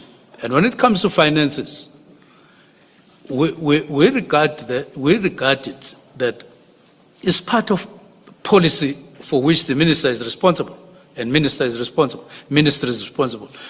How do you allocate the resources and how do you account for them? It was for that reason. I'll jump the rest and maybe go to paragraph 56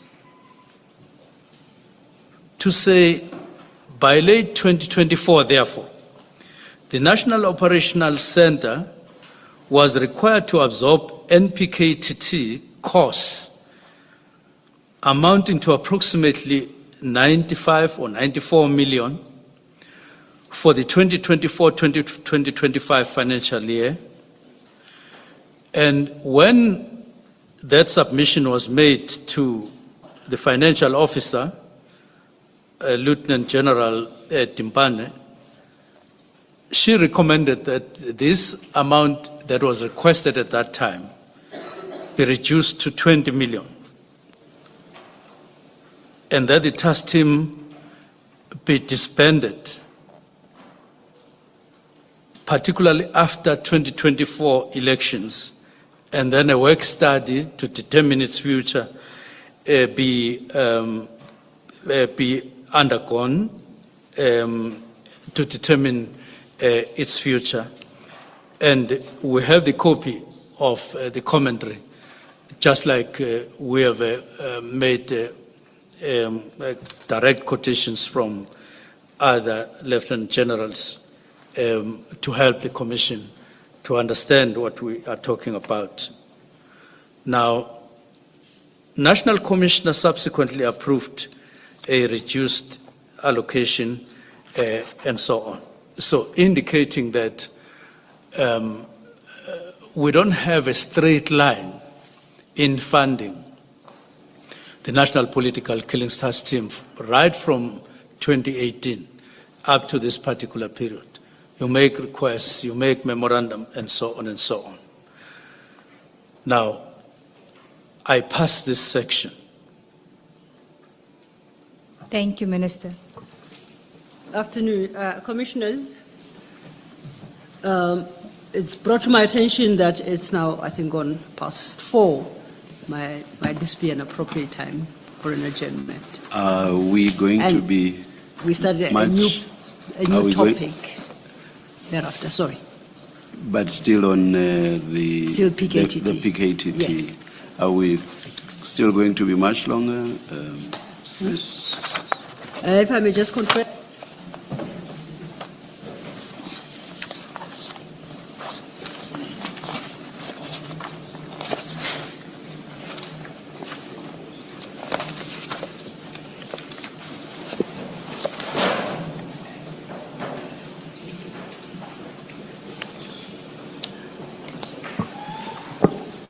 No, if yes, Mr. Okay, if I may. Not too long. We are quite mindful of the time we have. Yes. If I can't venture a guesstimate right now, but perhaps if we could have it, I would have an opportunity to confer with Advocate Sigal Ncube, and tomorrow we will give you an indication. But the objective is to be completed with Minister Mchunu, including engagement on questions by evidence leaders by Thursday. It remains an objective, and ours is to structure a plan to achieve that objective. Please remind me, what do we have on Friday morning? Because what we were told in chambers is that Mr. Nkaitobi's re-examination will only be in the afternoon on Friday. Or was it repeated here? I'm not sure. Yes, now. I think he did. Yeah. Yes. He confirms it. Yes. We had on Friday morning, what do we have? We had a witness scheduled But this afternoon we received an application for postponement to a later date, and that can only then now be next year. Yes. So we are still to apply our minds to that application. We think that solid reasons have been put forth for such a postponement, and once presented to the commissioners is most likely to succeed. Yes. So on that basis, I think I can say that there is nothing currently scheduled for Friday morning if that application for a postponement is granted. All right. I'm asking because I think that may give us time, Some breathing space, to have the minister's testimony before the re-examination completed. and we'll take that on Gives board. us, We'll yeah, take that enough on board. time. Thank you, Chair. If you're still going to be much longer and you are not able to tell us that you are not, so perhaps we should take the adjournment at this stage and Yes, Chair. resume at half with the minister at 9:30 on Thursday. Thursday. On Thursday. And tomorrow morning? Tomorrow we have Brigadier Mkhwanazi continuing with the EMPD stream. All right. Thank you, Chair. Let us adjourn till 9:30 tomorrow morning. Thank you, Chair. Wow, there we go. So we'll see you on Thursday at 9:30. We'll go live. Mr. Mchunu has had the opportunity to go on with laying the foundation work, and we can see where he's going. And you know, it's interesting to me that someone like Senzo Mchunu obviously is right at the top of the ANC, and that comes with being able to massage narratives, to, you know, when something is said, to answer it and deflect and you know, change, you know, shift goalposts, move things, and play with words and things like that. But what is often interesting to me, and I'd like to hear from you before we say bye, we'll be out of here at 12:30. What is interesting to me, and I'd like to hear from you, do you think some of these people, when they playing politics, they're actually just reflecting how they think and their personality and who they are, and that's how they rise up the ranks? So in other words, they don't play politics, they just being themselves, and because they're being themselves and they're used to massaging facts and things like that, they end up at the top of the political spectrum?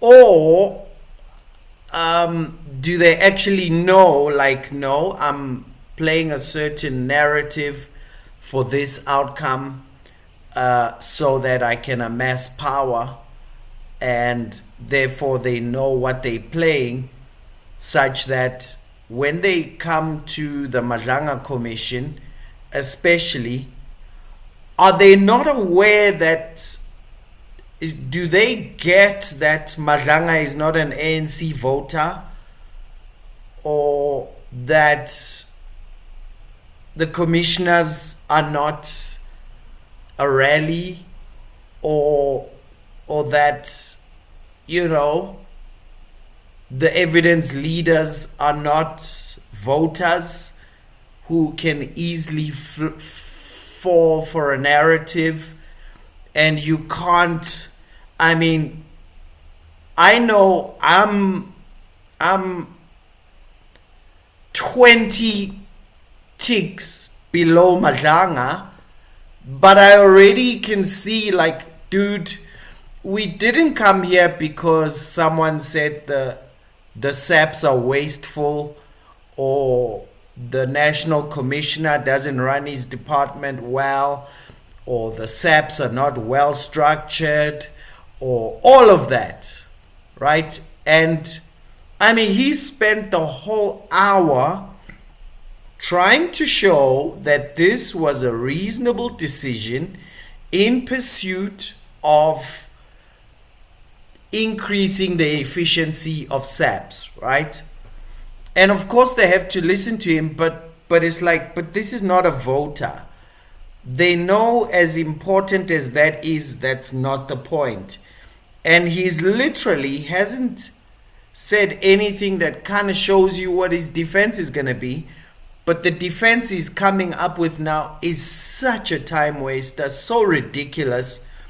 Only an ANC voter would be listening to this right now, because it's like, yeah, it's all important, but it's irrelevant. So do they know that?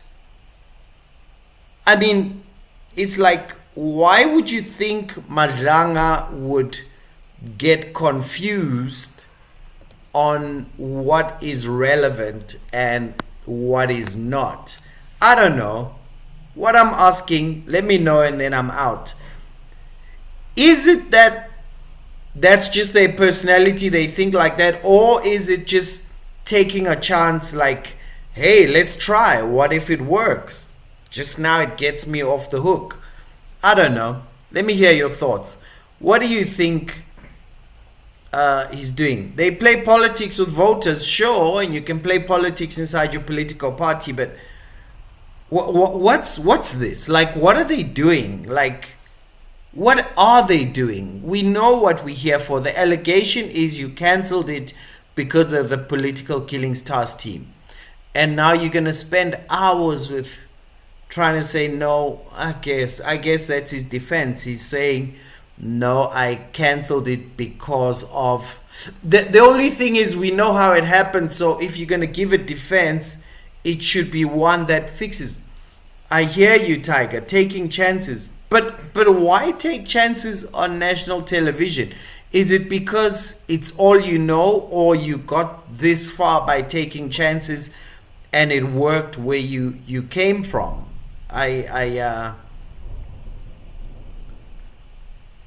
Teachers or school principals. Okay, I mean, yeah, okay. It's highly concerning. They're not trained. Does it take that much training? Wow. So they think they're in a rally. I hear you, Lunga Chute. They think they're in a rally. Yeah, because in a rally you can just say things and people will run with it, right? In a rally you can say 7% of all land in South Africa is in the 70% of all land in the country is in the hands of 7% of the population. And in a rally, of course, they're gonna go, yeah, right? Because no one's gonna say,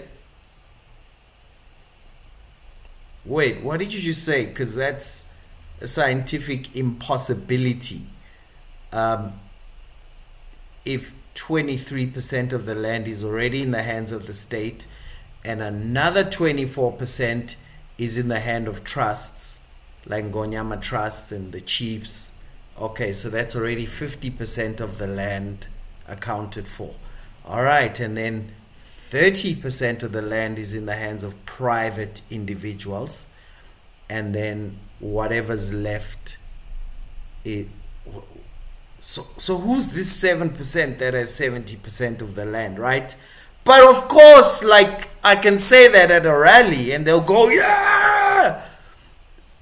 But it's like, why would you come with that kind of thing to Madlanga? Like, what's going on? They used to spewing nonsense without clarifying their words. Sure, I don't know. It just gets me. Okay, so they're just hoping for the best, I guess. Or is it like when you caught? I guess. Maybe it is like, hey, I'm caught. I might as well try and let's hope for the best. So, yeah, no, it's weird for me. But anyway, so we've heard him start his beginning parts, and we will pick up on. We won't go live tomorrow. We will go live on Thursday morning at 9:30, and Mr. Retired Deputy Chief Justice Madlanga said so. That's what we're doing. Yeah, but thank you guys. Thank you for joining. No man can serve two masters. Either you love the one or hate the other, or you despise the one and dishonor the other. You cannot serve God and Karl Marx. So we are almost at 70,000. 69,000 of you are on this train to South African prosperity. So if that's not you, do subscribe. And if you haven't if you have subscribed, go click the bell and click all, because this is the fastest growing channel in South Africa right now. And hear me, it's because you don't measure the growth of a channel by its numbers, you measure it as a percentage. So show me any South African channel that's growing at 20% of its current number every month. Well, then that will be the biggest one. And guess which one it is? It's this one. What do I mean by that? So if you have a channel of 1 million that grows at 100,000 per month, that's a 10% growth. And then if you have a channel of 10 which grows to 15 in a month, well, that's a faster growing channel because it's growing at 50%.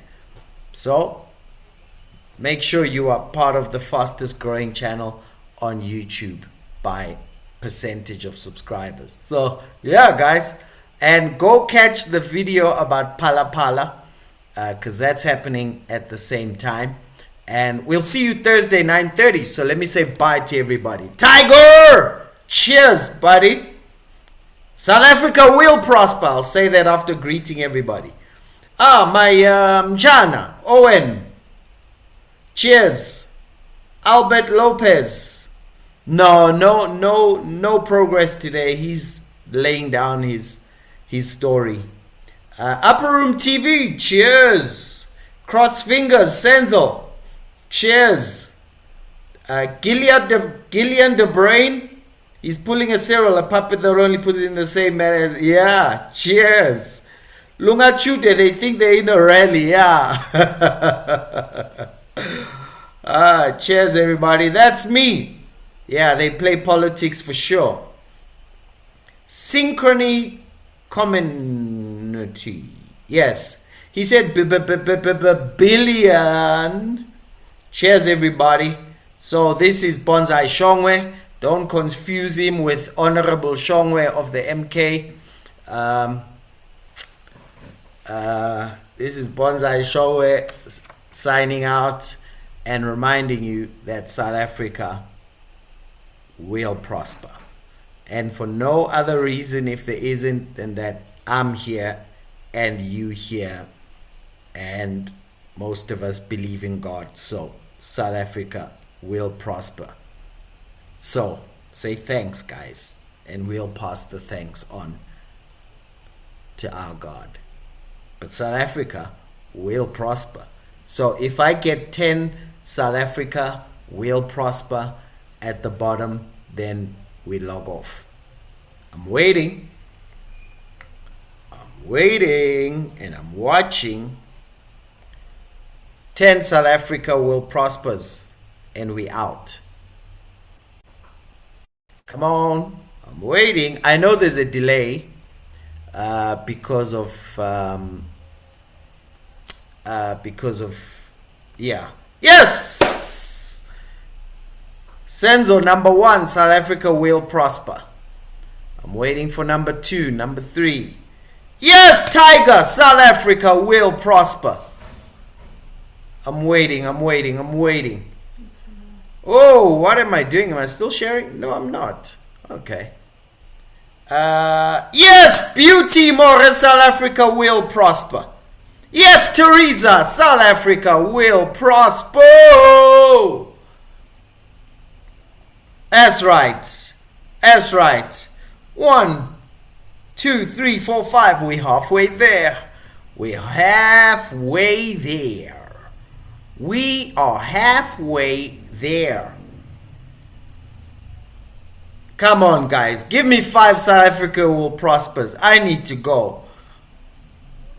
Got some things to do, some meetings to attend, some South African prosperity to work on.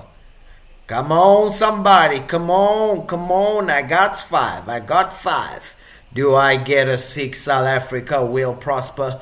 Do we get a 6? South Africa will prosper. Do we get a 6th? South Africa will prosper.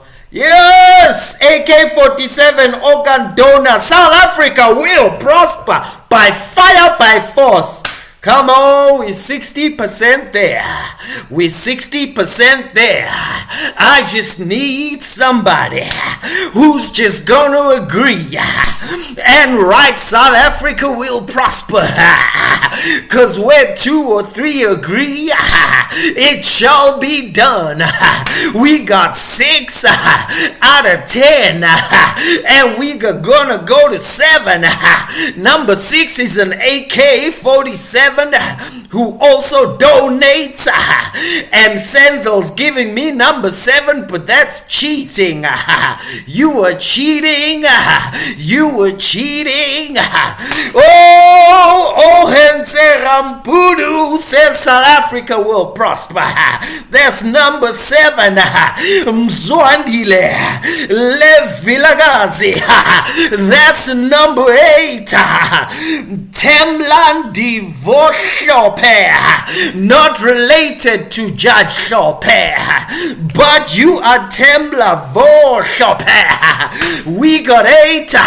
South Africa is about to prosper when we get 2 more. I know somebody says, how do you know? I know because 2 and 3 is enough, but I got 10. But I'm about to have tech. Guys, you're gonna finish my voice. I'm gonna get to a meeting talking like this because you don't wanna give me my agreement for South Africa to prosper. Okay, so we got Senzo 1, Owen Mchana 2, Tiger 3, Beauty More 4, Teresa 5, AK-47 6, Senzo Cheat 6, Mzwandile 7, Rampuru 8, Shop Offense. Oh, Uhenze like a Stswana. Rampuru 8,